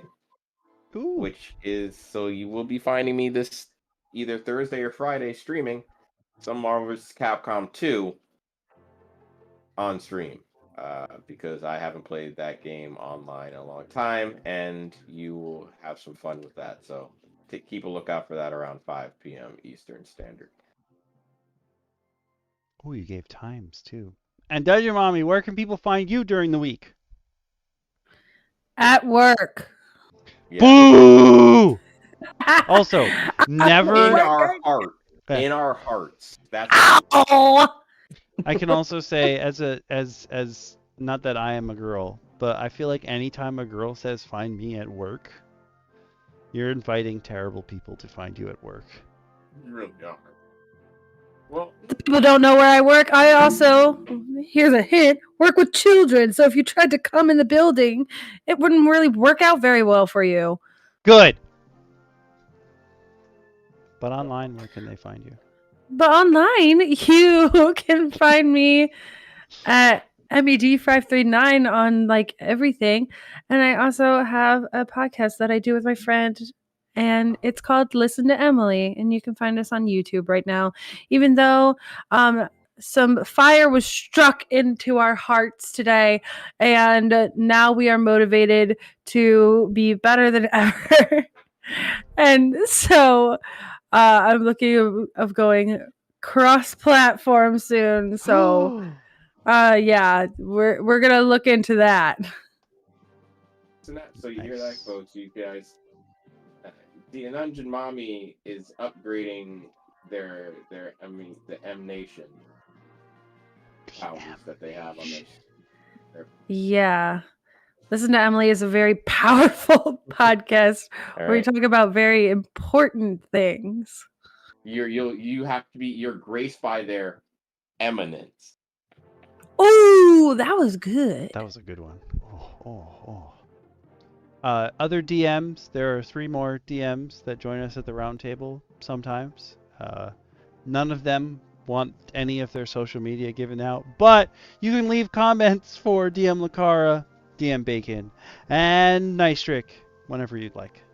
Or you could just come to the Discord and hit everybody up, except DM Lacara because she's not coming to the Discord. We tried today too, so it's not happening. You can hit us up and we'll tell her. At this point, you can tell us and we'll tell her. So, we hope you guys and gals and you players of all classes... Oh, that's really hard for me to transition into. You players of all classes... You species of all classes? No, it doesn't work. No, it just sounds weird. Players of all classes. Players is fine. Yep. You players of all classes, I hope you have a good week, and we will see you back here again on Monday. Okay, bye! Okay, bye! Later. Bye, Fist. We love you.